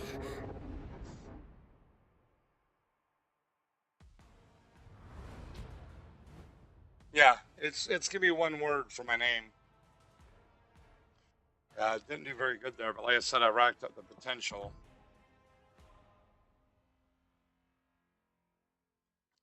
So like this guy, I'm sure I got reported too. See, the stats aren't very good, but it's not the overall stats, because you're going to see a lot of players like this with crappy overall stats. You want to look them up on WoW's numbers. Usually the giveaway, this guy's got normal stats. The one that I was actually curious about was, where is he? The Des Moines.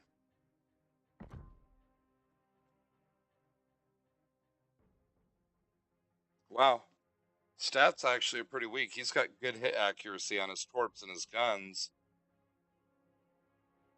Kill to death ratio sucks.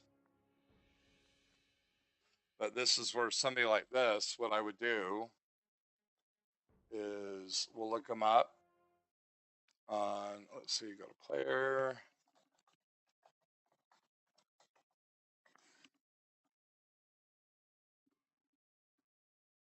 Search. Yeah, see, this is what they do. So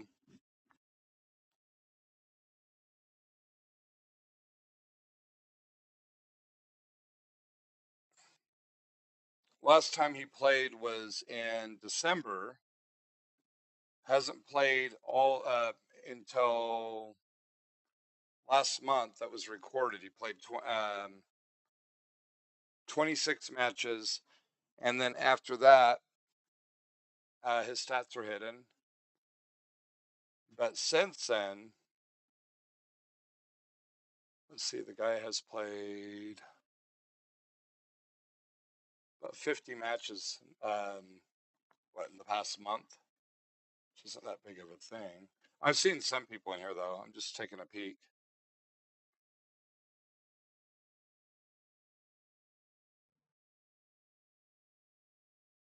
God. The clan's not very nice. You better be generating oil, otherwise we're kicking your butt out of the clan. It's like, that's not really nice. Usually they say we're competitive or we goof around or whatever, you know? Not, you better earn oil or you're out of the clan. It's like, it's not exactly the most inspiring speech for your clan message. But I don't know. I like with him, I would say the guy's learning. I don't know about his shot proficiency, but the dude was good with dodging shots in the Des Moines.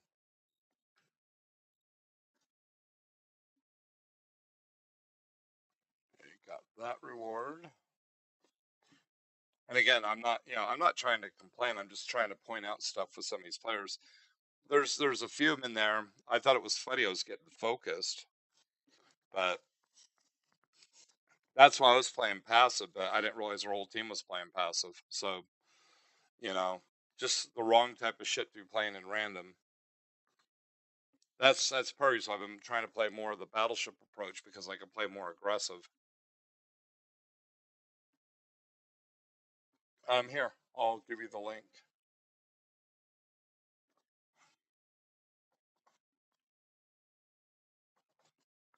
right there. In general, you're going to see most of the really good players, and it depends on the ship too. But if it's their overall stats, I use myself as an example. I sucked royally for about the first 5,000 matches because I really didn't have anybody to teach me, and was trying to learn this as I was playing. So usually, if their gun accuracy is usually between 30 to 33 in that range, it's usually the good players, the Unicum, Super Unicum are in that range. Torpedo accuracies can be usually, if it's closer to 10%, like 8, 9%.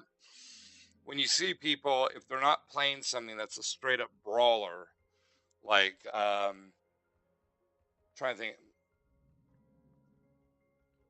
anything that's got weak range and really high rate of fire, um, or if they're not like brawling in battleships, you're gonna see that as a base.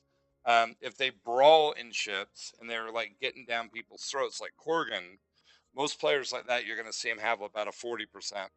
But usually they're gonna have a really, really, really low survival rate. So, like with me, I survive about 50% of my battles, but I also win about 50% of my battles, and that's usually when we're losing. That's when I'm gonna die. If we play, a lot of times, there's times I'll push and I will sacrifice myself to turn the tide of the battle because at the time I think that if I do enough damage in one particular spot, it should turn the tide of the match. I'm putting a lot of faith in the other players in that. Sometimes it works, sometimes it doesn't. But usually, like for a good player, you're going to see him around 30% for the hit rate, usually over 5% for torpedo rate. Your kill to death is going to be at least 1.2 to 2 in that range. Um, Damage, usually I would say over 50,000, unless they're playing a ton of tier 10s. My damage has been going up because I play a lot of tier 10s, and I usually on average, usually around 100,000, 120,000 as a base. But that's also worth too. The giveaways you'll see, like with a lot of the ones that are using the aim bots, their accuracy will be like 50%, 60%. Their win percentage will be around 60%. Their high damage, they'll have like one match that they've done like 400,000 or 450,000. And usually they don't survive much. They have a really low survival rate a lot of the time. Sometimes they're good, but it's just, it's not, the aimbots usually help them dodge shots, but they get themselves in bad positions where they can get ganged up on. And it's just because they're relying on a app, on a mod to compensate for their lack of experience, but they don't develop the experience in actually playing the game where you know where to go. Like with me in tanks, there's a lot of times I get myself in sticky situations because I either play too passive or I play too aggressive because I don't know the flow of the game yet. And that just comes with practice with play. And that's like I used to ask people, well, how do I aim with the shots? And they say you'll learn as you play. There's no magic formula with it, because all the ships, the Montana shoots differently than the Yamato. The Des Moines shoots differently than the Petropavlovsk. And until you learn the basics with that, you're always going to be struggling with your shots. And that's where I think it's not a bad idea to play light ships. And if you're grinding up, when you're trying to go up to tier 10, like playing like the Nevetsky and the Soviet and the U.S. light cruisers. They both have similar play styles because they have good rate of fire. Rounds are kind of floaty and they're both really squishy, and they both have the same relative strengths. Or like I would almost say like going up the German line and the U.S. standard line. Those are both really similar to each other in terms of the basic, the way that the shells work. So when you're jumping, like if you're playing the Montana and the Yamato, they both play night and day with the shells at long range, and you're going to have a hard time adjusting if you're new to the game and you're trying to work your way up the food chain.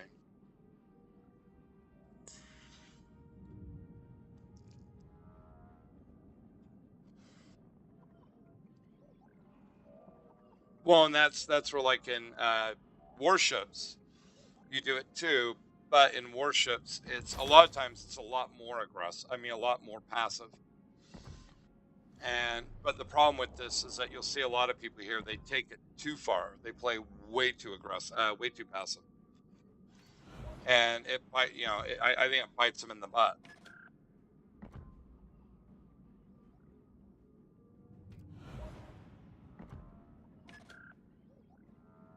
I usually tell people that if you're playing in Warships, you play passive aggressive.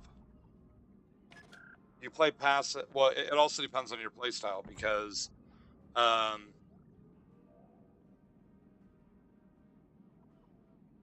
if you're somebody like Corgan, the way he plays really aggressive. And it's not a bad thing. It's just you got to make sure that you know where to pick your spots. And Corgan's gotten really, really good at that. I've seen a lot of people try doing that and they suck. It's, it's not an easy approach to take. Me, usually I play at range and I do the ice skating of death, as Dave calls it. Fire and flooding.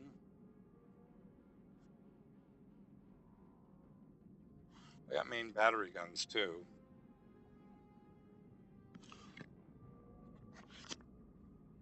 I might do a couple matches, one or two more.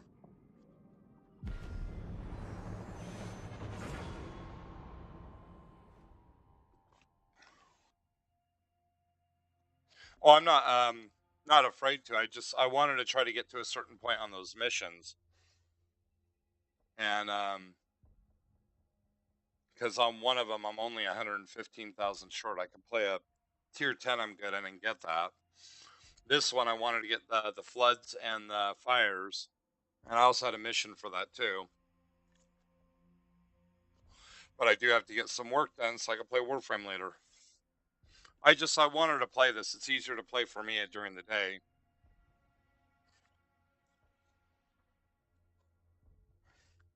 Actually, while we're at it, let me check something.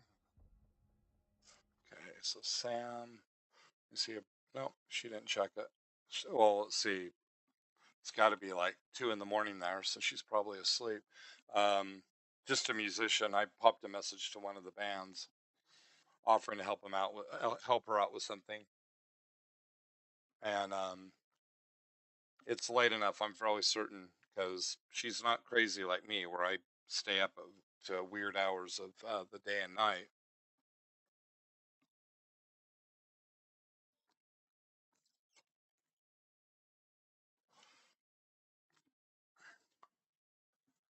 Well, and there's been times when I play tanks, I'll just brute force in there, and sometimes it works out really, really well. There's other times where I get nuked, and that's where I've been trying to watch how some of the other players play, so I can. Usually, I'll watch Mika, but I'll watch other people and see how they play, and that's where I've been trying to use the 3D mod on Blitzhanger to see the angling, because I've noticed that just saying, well, this armor's thick here, this armor's weak there. Angling plays a huge role in that. Plays, I would say, in some respects, it's Warships is good to learn the basics for that, but Tanks is really advanced. But they're both. Mika has a hard time in Warships, and I'm doing better in Tanks, but I still have a hard time. But that's just where, see that right there? All numbers. That's usually somebody they do that so they can't get reported. So I would bet, just for kicks and giggles, I'm going to look up 2 here.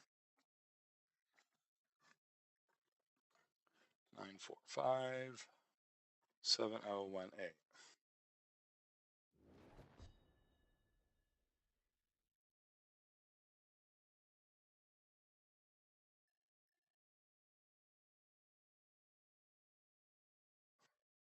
Seeing this guy, this is actually the first, has the stats hidden for the past year. So usually that's a pretty good indicator too. So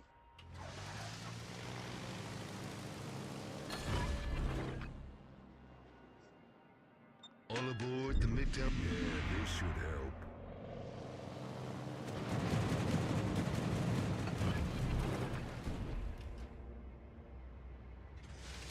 Fighter airborne. have fun. Fighter airborne.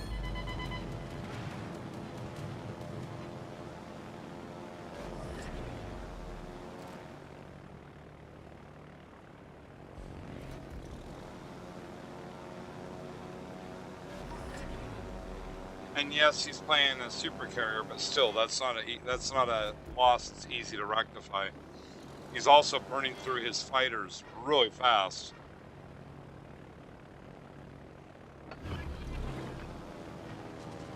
Approaching target.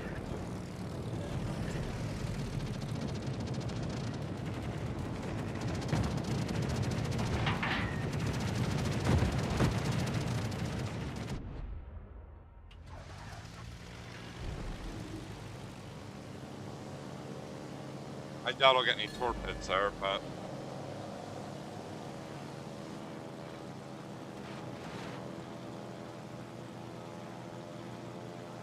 at this point, I want to see what they have and see what I can try to exploit. Goering and the Ostergotland, they both have pretty good AA, so it's not to my benefit to try to go after them at the moment. The sub has no AA if I see him.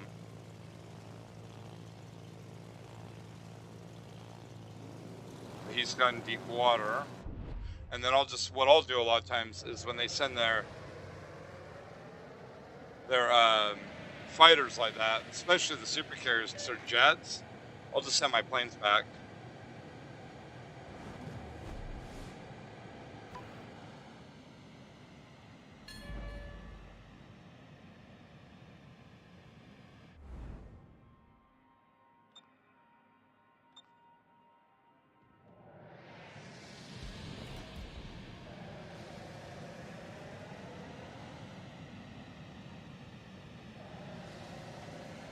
Approaching target.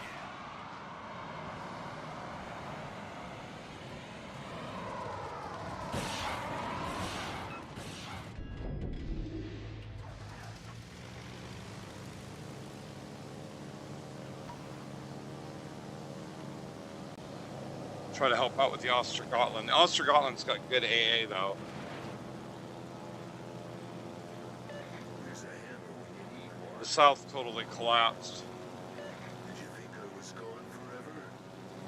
I'm gonna kick your ass, bitch.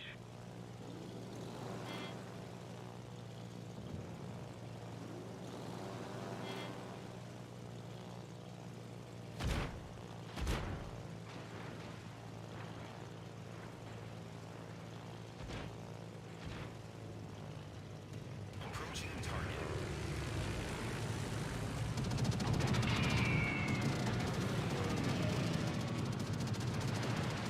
Oh, I got one hit on him.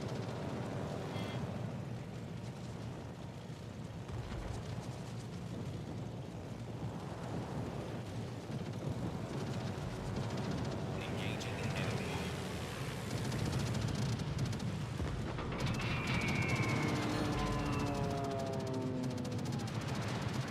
Wow, I straddled him. I throttled him. I throttled him.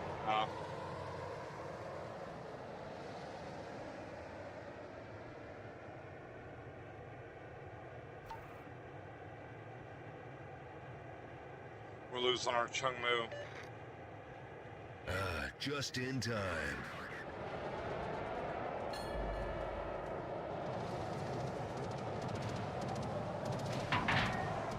Doubt those will hit, but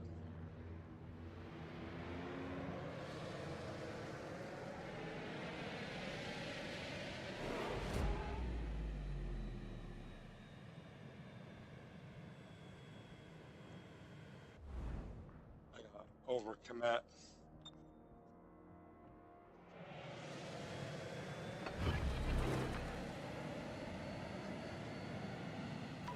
Fighter airborne.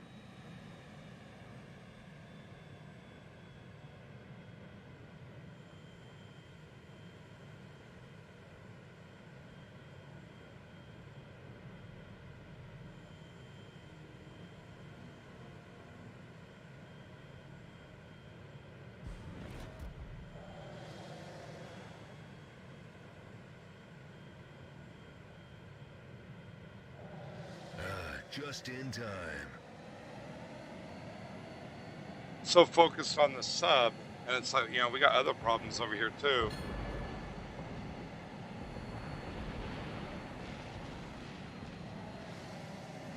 Approaching target.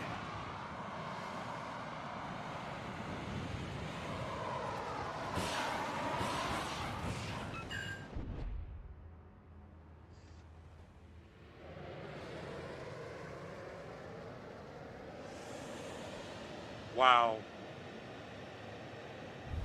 The enemy team has taken the lead.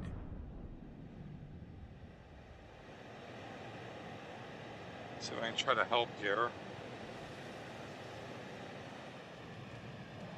Approaching target.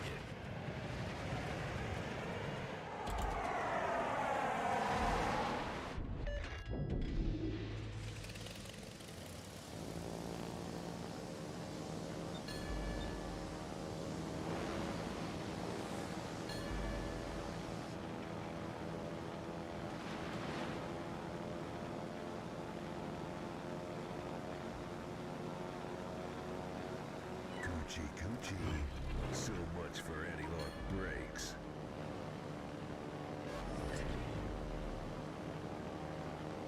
Approaching target.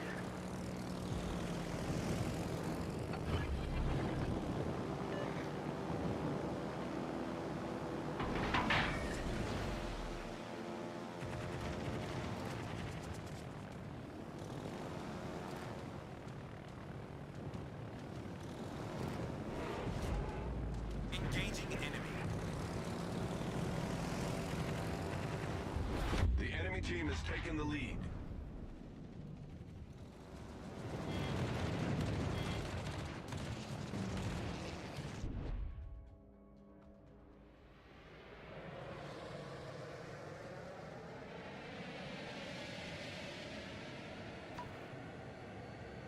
Out of my first feat, which was flushing him out of the smoke. Engaging enemy.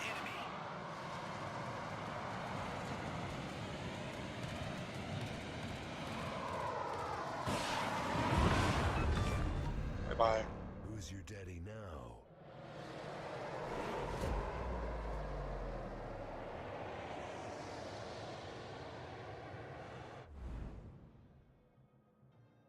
I could do this all day.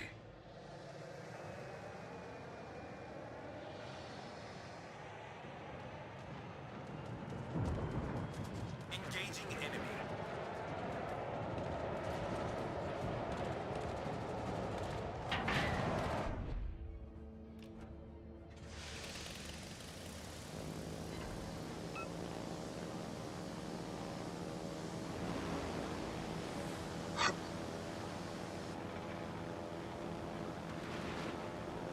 Yeah, they got rid of him.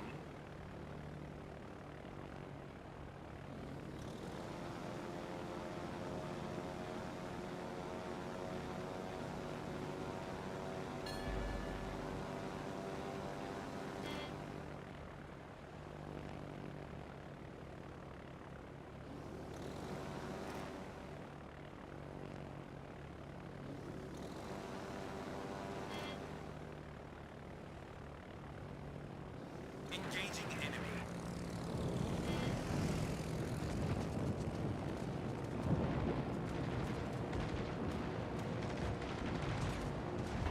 The enemy is about to win.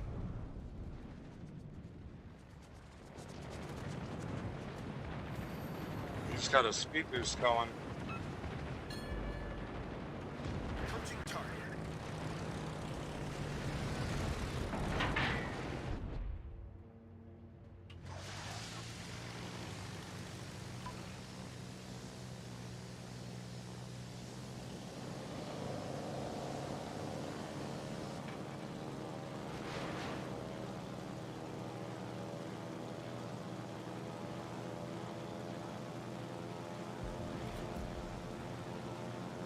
Fighter returning to ship.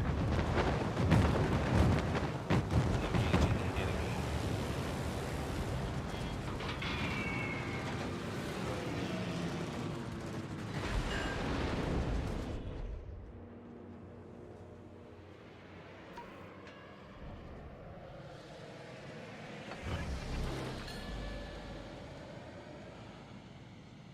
Fighter airborne.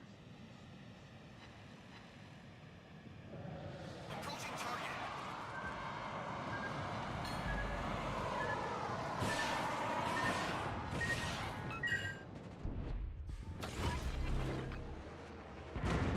So much for anti-lock brake. Yeah, this should help.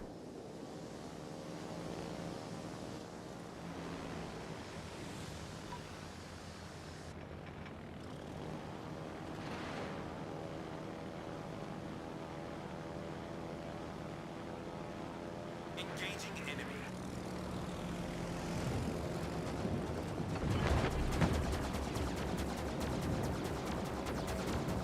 Fighter airborne.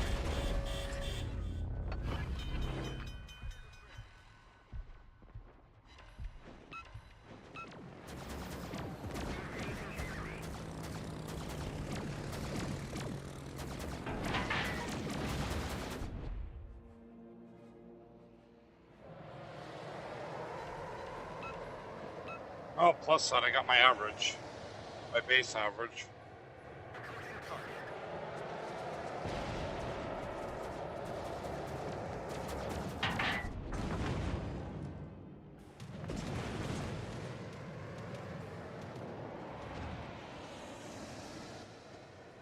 Great. Looks like I'm in with the smack Oh. cards. Not much I could do there.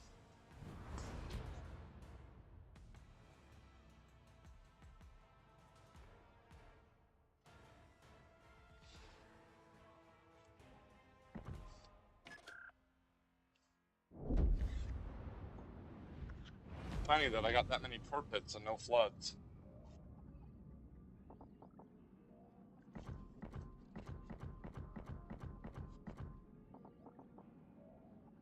But I think I am going to skedaddle. I got to get some work done so I can hop on and play some Warframe a little bit later. Hopefully, you guys will be here when I come back on. It'll probably be in about, probably like maybe 4 or 5 hours. I got to get a bunch of stuff done, but I'll be back. And hopefully, I'll see you guys.